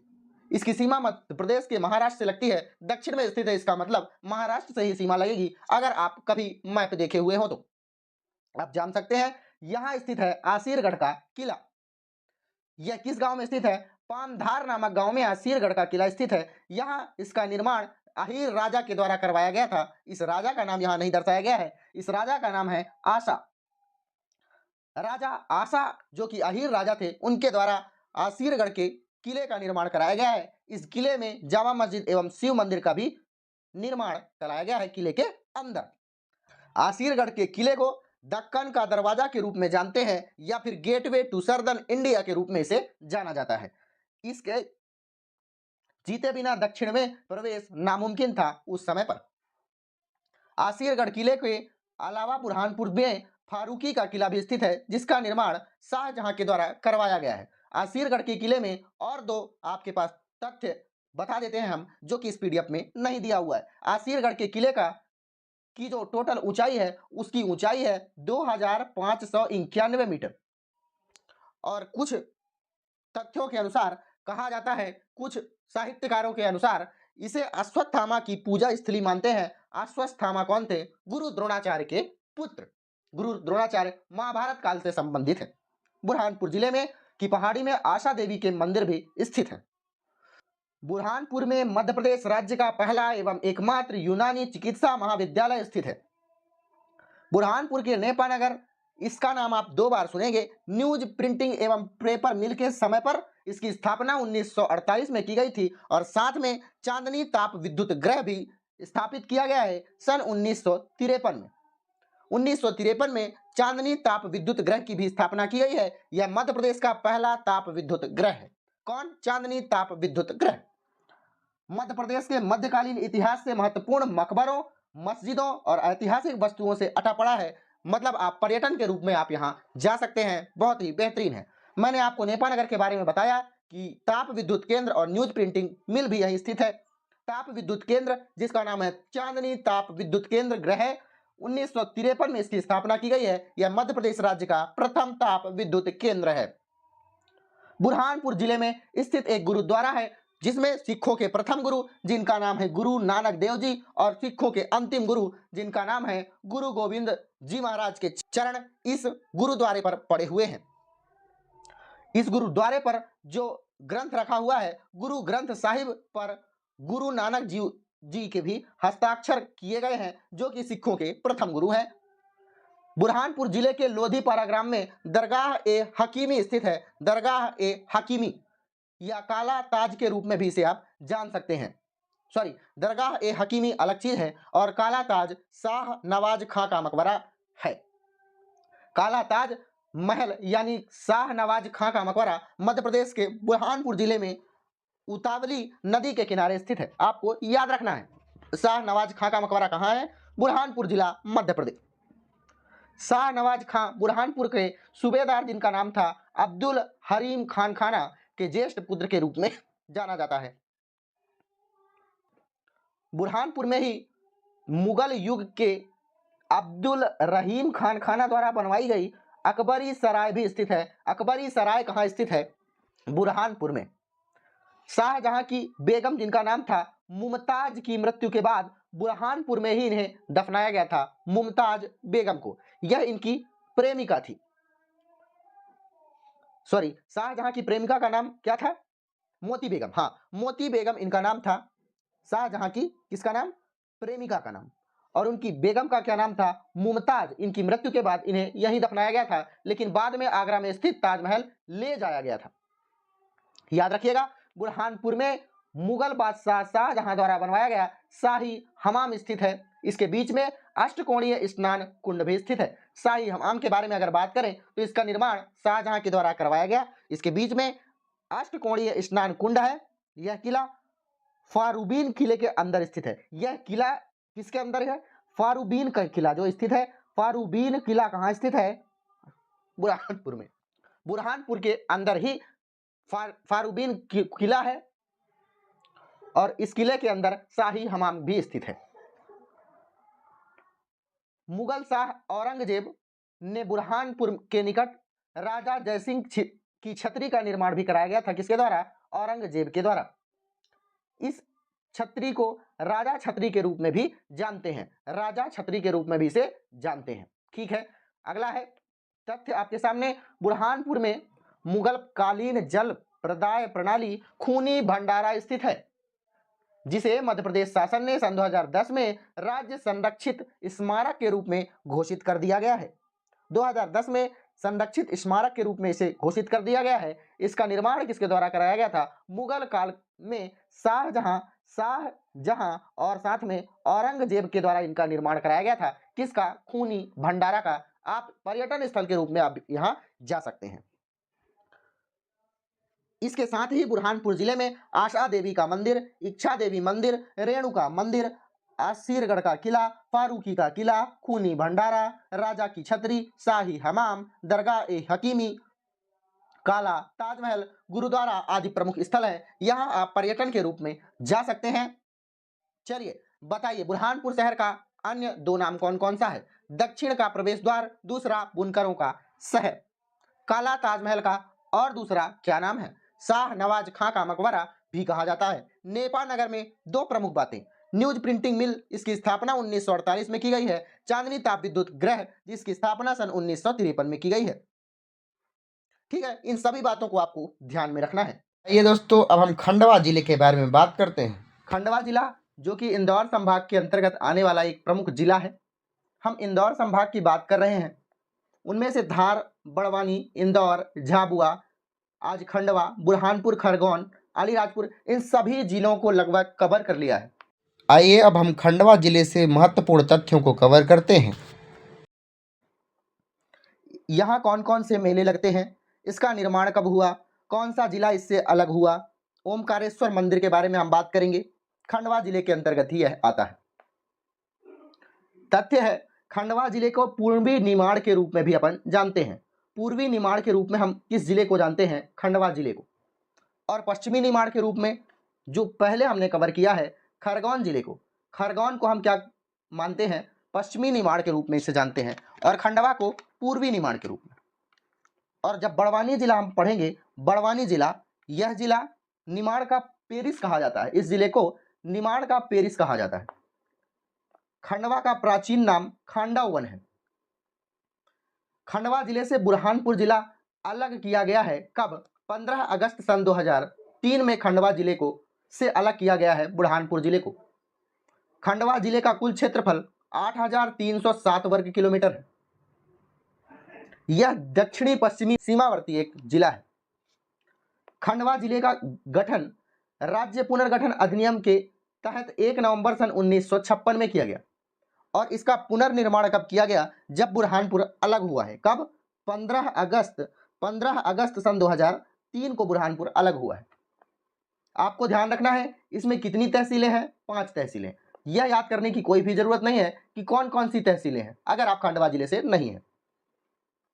4 विधानसभा क्षेत्र आते हैं, खंडवा, पंधाना, पुनासा, हरसूद। यह भी आपको याद करने की जरूरत नहीं है अगर आप खंडवा जिले से नहीं है। यह याद रखें कि 5 तहसीलें हैं और 4 विधानसभा क्षेत्र हैं या सीटें हैं। यह ज़्यादा इंपॉर्टेंट हो जाता है आप अगर कहीं से भी हैं। 5 जिले हैं, कौन कौन से? 5 जिलों से सीमा बनाता है खंडवा जिला। बुरहानपुर से खरगोन, देवास, हरदा और बैतूल, इन पांचों के पांचों जिले से सीमा बनाता है खंडवा जिला। यह तो आप जान गए हैं कि कितने जिले हैं और कितने जिलों से सीमा बनाता है। अगर आप जानना चाहते हैं, खंडवा जिले को पूर्व से हरदा और बैतूल घेरता है, दक्षिण से बुरहानपुर जिला और उत्तर से देवास, पश्चिम से खरगोन जिला इसे घेरता है। 16 नगर निगमों में से एक है खंडवा नगर निगम। खंडवा जिले में दादा धूनी वाले की समाधि स्थित है। अक्सर मध्य प्रदेश में यह तो होता ही है कि अगर कोई समाधि ले लिया है तो वहां अपन क्या कर देते हैं, मेले का आयोजन कर देते हैं। तो दादा धूनी वाले की समाधि के स्थान पर ही यहां मेला भी होगा, स्वाभाविक सी बात है। इन्होंने सन 1930 में समाधि ले ली थी, कहां? खंडवा में। इसी के दरबार पे आप देख सकते हैं मेला भी लगता है। मैंने आपको खरगोन जिले में या पश्चिमी निमाड़ में संत सिंगाजी का मेला बताया है, क्योंकि पीडीएफ में था, उसे आप हटा दीजिएगा। ध्यान रखिएगा, यह मेरा मिस्टेक है, क्योंकि वेबसाइट में तो दिया ही हुआ है, वहां भी दिया था संत सिंगाजी का मेला है, लेकिन हम अरिहंत की बुक से देखकर आए हैं, इसमें संत सिंगाजी का मेला खंडवा जिले में लगता है। आपको ध्यान रखना है। मैंने वहां भी नोट जरूर दिया था कि पिपलिया नामक स्थान पर लगता है। ठीक है, खंडवा जिले में संत सिंगाजी का समाधि लगती है, जिन्हें निमाड़ का कबीर भी कहा जाता है। मैंने आपको पिछली वीडियो में भी बताया है। खंडवा जिले में पिपलिया नामक स्थान पर संत सिंगाजी महाराज का मेला लगता है। खंडवा जिले में ही सिंगाजी मेला लगता है, स्वाभाविक सी बात है। वहां ताप विद्युत केंद्र भी स्थित है, क्योंकि वह जो स्थान है वह पवित्र स्थान कहला गया ना, उसी के नाम पर एक से एक बातें वहां हो रही हैं। संत सिंगाजी ताप विद्युत केंद्र कहां स्थित है? खंडवा में स्थित है। संत सिंगाजी से जितने भी क्वेश्चन होंगे उसका उत्तर आप खंडवा ही लगाएंगे। संत सिंगाजी ताप विद्युत केंद्र की स्थापना सन 2014 में की गई थी। इसका उद्घाटन 2015 में किया गया प्रधानमंत्री नरेंद्र मोदी के द्वारा। सिंगाजी ताप विद्युत केंद्र में लगी चिमनी यह मध्य प्रदेश की सबसे ऊंची चिमनी है। इसकी लंबाई है 271 मीटर। मध्य प्रदेश की सबसे ऊंची चिमनी कौन सी है? संत सिंगाजी ताप विद्युत केंद्र वाली चिमनी, उसकी ऊंचाई है 271 मीटर। मध्य प्रदेश के एग्जामों में काफी बार आपसे फैक्ट वाइज क्वेश्चन पूछा जाता है, इसलिए आपको 171 मीटर याद करना आवश्यक हो जाता है। आगे बढ़ते हैं। इक्ष्वाकु वंश के राजा मुचकुंद ने मंधाता के नाम पर मंधाता नगर या ओमकारेश्वर की स्थापना की थी। किसके द्वारा? मुचकुंद के द्वारा। हालांकि इसका नाम उन्होंने मंधाता नगर रखा था, आजकल इसे ओमकारेश्वर के नाम से जानते हैं। ओमकारेश्वर में 12 ज्योतिर्लिंगों में से एक ज्योतिर्लिंग स्थित है, जिसका नाम है ममलेश्वर ज्योतिर्लिंग। ममलेश्वर ज्योतिर्लिंग कहाँ है? ओमकारेश्वर में। ओमकारेश्वर नर्मदा नदी को 3 ओर से घेरता है और जो चिन्ह का यह निर्माण होता है नदियों के द्वारा, ओम के आकृति का निर्माण होता है नर्मदा नदी के द्वारा। ओमकारेश्वर घिरा हुआ है। वर्ष 2018 में ओमकारेश्वर में मंदिर में मूर्ति के पूजा पाठ के लिए ऑनलाइन बुकिंग की सुविधा भी प्रारंभ की गई है सन 2018 से। ओमकारेश्वर में नर्मदा नदी पर ओमकारेश्वर बांध, ओमकारेश्वर जल विद्युत परियोजना, मैंने आपको पहले भी एक जल विद्युत परियोजना बताई, संत सिंगाजी जल विद्युत परियोजना, जिसकी चिमनी मध्य प्रदेश की सबसे ऊंची चिमनी थी, आपको याद रखना होगा। खंडवा जिले में नर्मदा नदी पर ओमकारेश्वर बांध पर विश्व का सबसे बड़ा तैरता हुआ सोलर प्लांट, जिसकी क्षमता है 600 मेगावाट, इसे स्थापित किया गया है। ओमकारेश्वर में विश्व का सबसे बड़ा तैरता हुआ बांध है या फिर प्लांट है। यहां शंकराचार्य की गुफाएं भी स्थित हैं। इकट्ठा आपको बताना पड़ेगा ओमकारेश्वर में और क्या क्या है। अगला तथ्य आपके सामने क्या है? ओमकारेश्वर में वर्ष 2019 में शंकराचार्य की 108 मीटर ऊंची प्रतिमा को भी स्थापित किया गया है। खंडवा जिले के ओमकारेश्वर नदी के तट पर कार्तिक मेले का आयोजन भी किया जाता है। चलिए, ओमकारेश्वर से कौन कौन से तथ्य थे आपको मैं बताना उचित समझता हूं। पहली बात, ओमकारेश्वर यहां लिख लिया जाए, ओमकारेश्वर। ओमकारेश्वर से कितनी महत्वपूर्ण बातें। पहली, आचार्य शंकराचार्य की गुफाएं यहां स्थित हैं। कितनी इसकी मूर्ति की ऊंचाई है? 108 मीटर ऊंची है। यह प्रतिमा का निर्माण सन 2019 में किया गया है। दूसरी बात, ओमकारेश्वर का निर्माण किसके द्वारा किया गया था? कौन से राजा थे? राजा मुचकुंद के द्वारा। मुचकुंद के द्वारा आपको याद रखना पड़ेगा। इनके द्वारा मंधाता या शिवपुरी द्वीप पर कौन सा निर्माण करता है? ओमकारेश्वर को नर्मदा नदी तो घेरती है, नर्मदा नदी जिस तरह से घेरती है तो कौन से चिन्ह का निर्माण होता है? ओम के चिन्ह का निर्माण होता है। ठीक है, ओमकारेश्वर में कौन सी ज्योतिर्लिंग है? 12 ज्योतिर्लिंगों में से एक ज्योतिर्लिंग है ममलेश्वर ज्योतिर्लिंग। ममलेश्वर ज्योतिर्लिंग। एक और तथ्य, 2018 से ऑनलाइन बुकिंग की सेवा भी उपलब्ध कराई गई है ओमकारेश्वर में। ओमकारेश्वर में एक और तथ्य यह है कि ओमकारेश्वर जल विद्युत परियोजना जिसकी क्षमता है 520 मेगावाट, यह स्थित है। बांध पर विश्व का सबसे बड़ा सोलर प्लांट स्थित है कहां? ओमकारेश्वर में। ठीक है, इन सभी बातों को आपको ध्यान रखना पड़ेगा। आगे बढ़ते हैं, और कौन सा तथ्य आपको याद करने योग्य है? खंडवा जिले में नर्मदा नदी के तट पर इंदिरा सागर बांध स्थित है। मध्य प्रदेश की एक बहुउद्देशीय परियोजना में से एक है इंदिरा सागर बांध परियोजना। इस परियोजना की आधारशिला तत्कालीन प्रधानमंत्री इंदिरा गांधी ने की थी।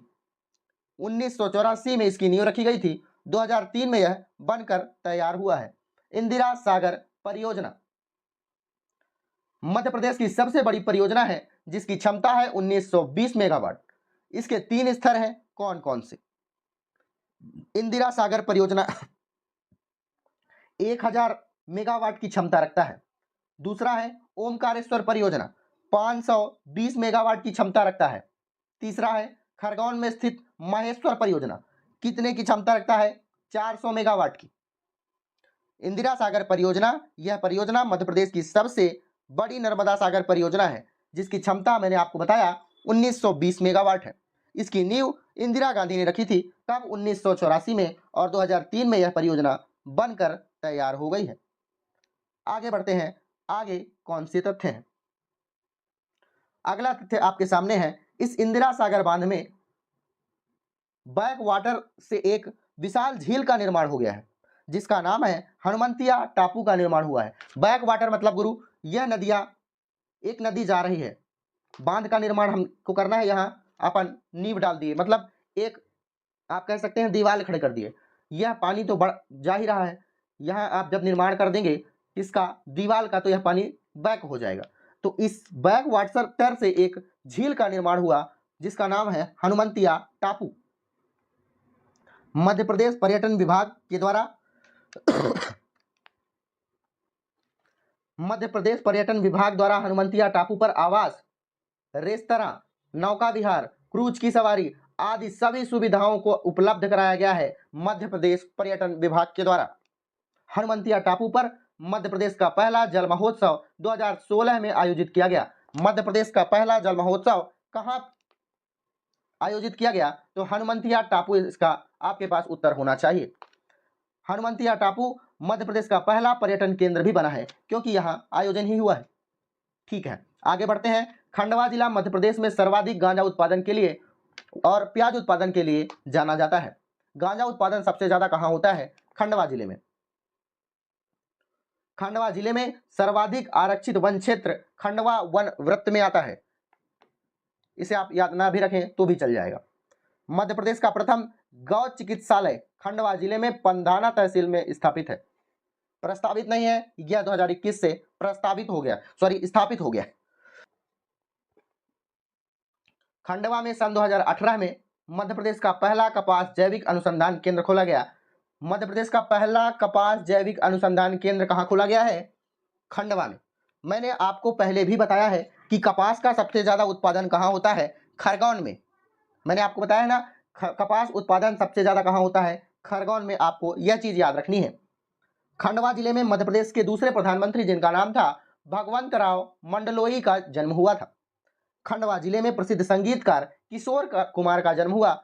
उनके याद में स्मारक भी वहीं बनाई गई और समाधि भी वहीं स्थित है। किशोर कुमार पुरस्कार भी दिया जाता है मध्य प्रदेश में। खंडवा जिले में किशोर कुमार की स्मृति में गौरी कुंज ऑडिटोरियम भी खोला गया है। गौरी कुंज ऑडिटोरियम कहाँ स्थित है? खंडवा में, यह आपको याद रखना है। मध्य प्रदेश में मैंने आपको बताया सम्मान भी दिया जाता है। 1997 से इस सम्मान की शुरुआत हुई है।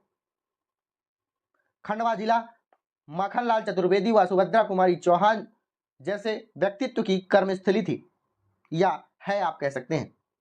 खंडवा जिले में सन 1990 में से माखनलाल चतुर्वेदी समारोह का आयोजन किया जाता है। माखनलाल चतुर्वेदी समारोह का आयोजन कहाँ किया जाता है? आपसे प्रतियोगी परीक्षाओं में पूछ सकता है। खंडवा आपके पास उत्तर होगा। 1990 से यह समारोह आयोजित किया जा रहा है। खंडवा जिला नर्मदा और ताप्ती नदियों के बीच में स्थित है। खंडवा जिले में बॉलीवुड गायक जिनका नाम था शॉन का जन्म हुआ था। यह तो इंपॉर्टेंट नहीं है, आप कह सकते हैं।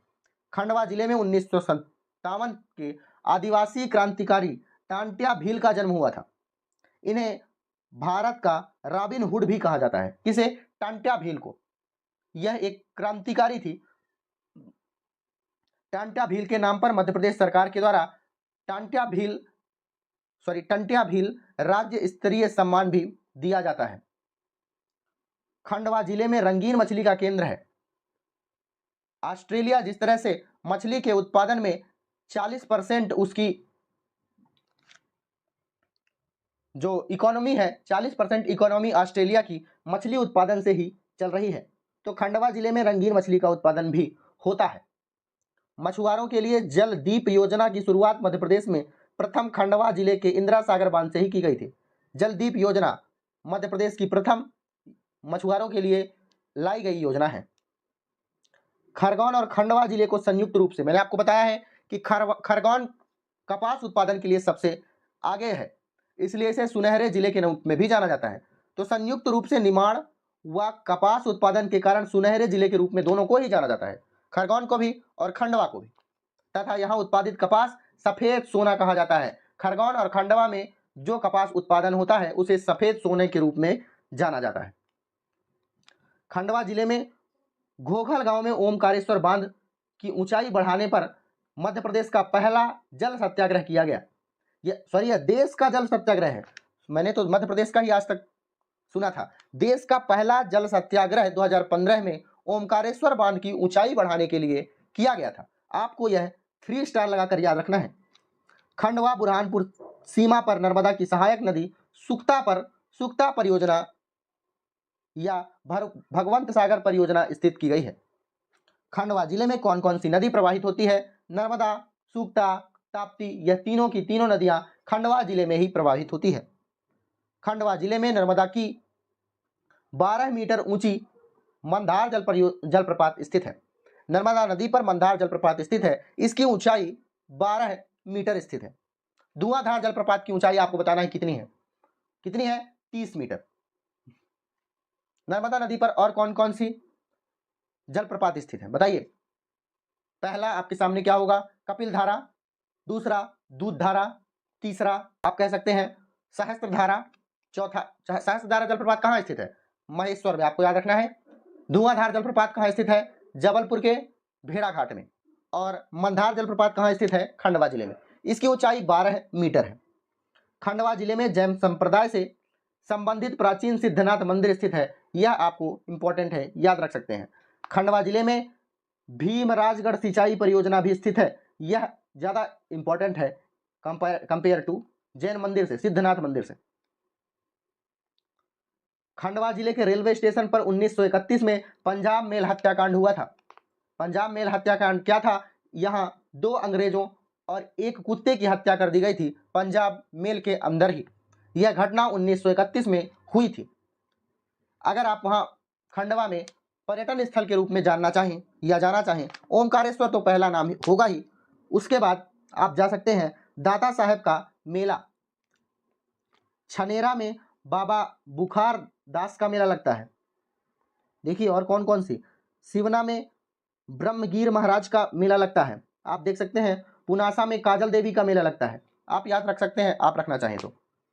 और अगर आप पर्यटन स्थल के रूप में जानना चाहें, गौरी सिंह नाथ मंदिर है, तुजला भवानी मंदिर है, चांद सूरज दरवाजा है, 24 अवतार मंदिर है, मार्कंडेय आश्रम है, आशापूर्णा देवी मंदिर है, नवचंडी देवी धाम है, कजल रानी की गुफाएं हैं, आप देख सकते हैं। कुछ प्रमुख रूप से पर्यटन स्थल है। अगर आप जाना चाहें खंडवा में तो जा सकते हैं। अगर आपको खंडवा जिले से संबंधित सभी जानकारी अच्छी लगी हो, वीडियो अच्छी लगी हो तो वीडियो को लाइक, कमेंट, शेयर, सब्सक्राइब सब कुछ करिएगा। मिलते हैं अगले वीडियो में। धन्यवाद, अपना ख्याल रखिएगा।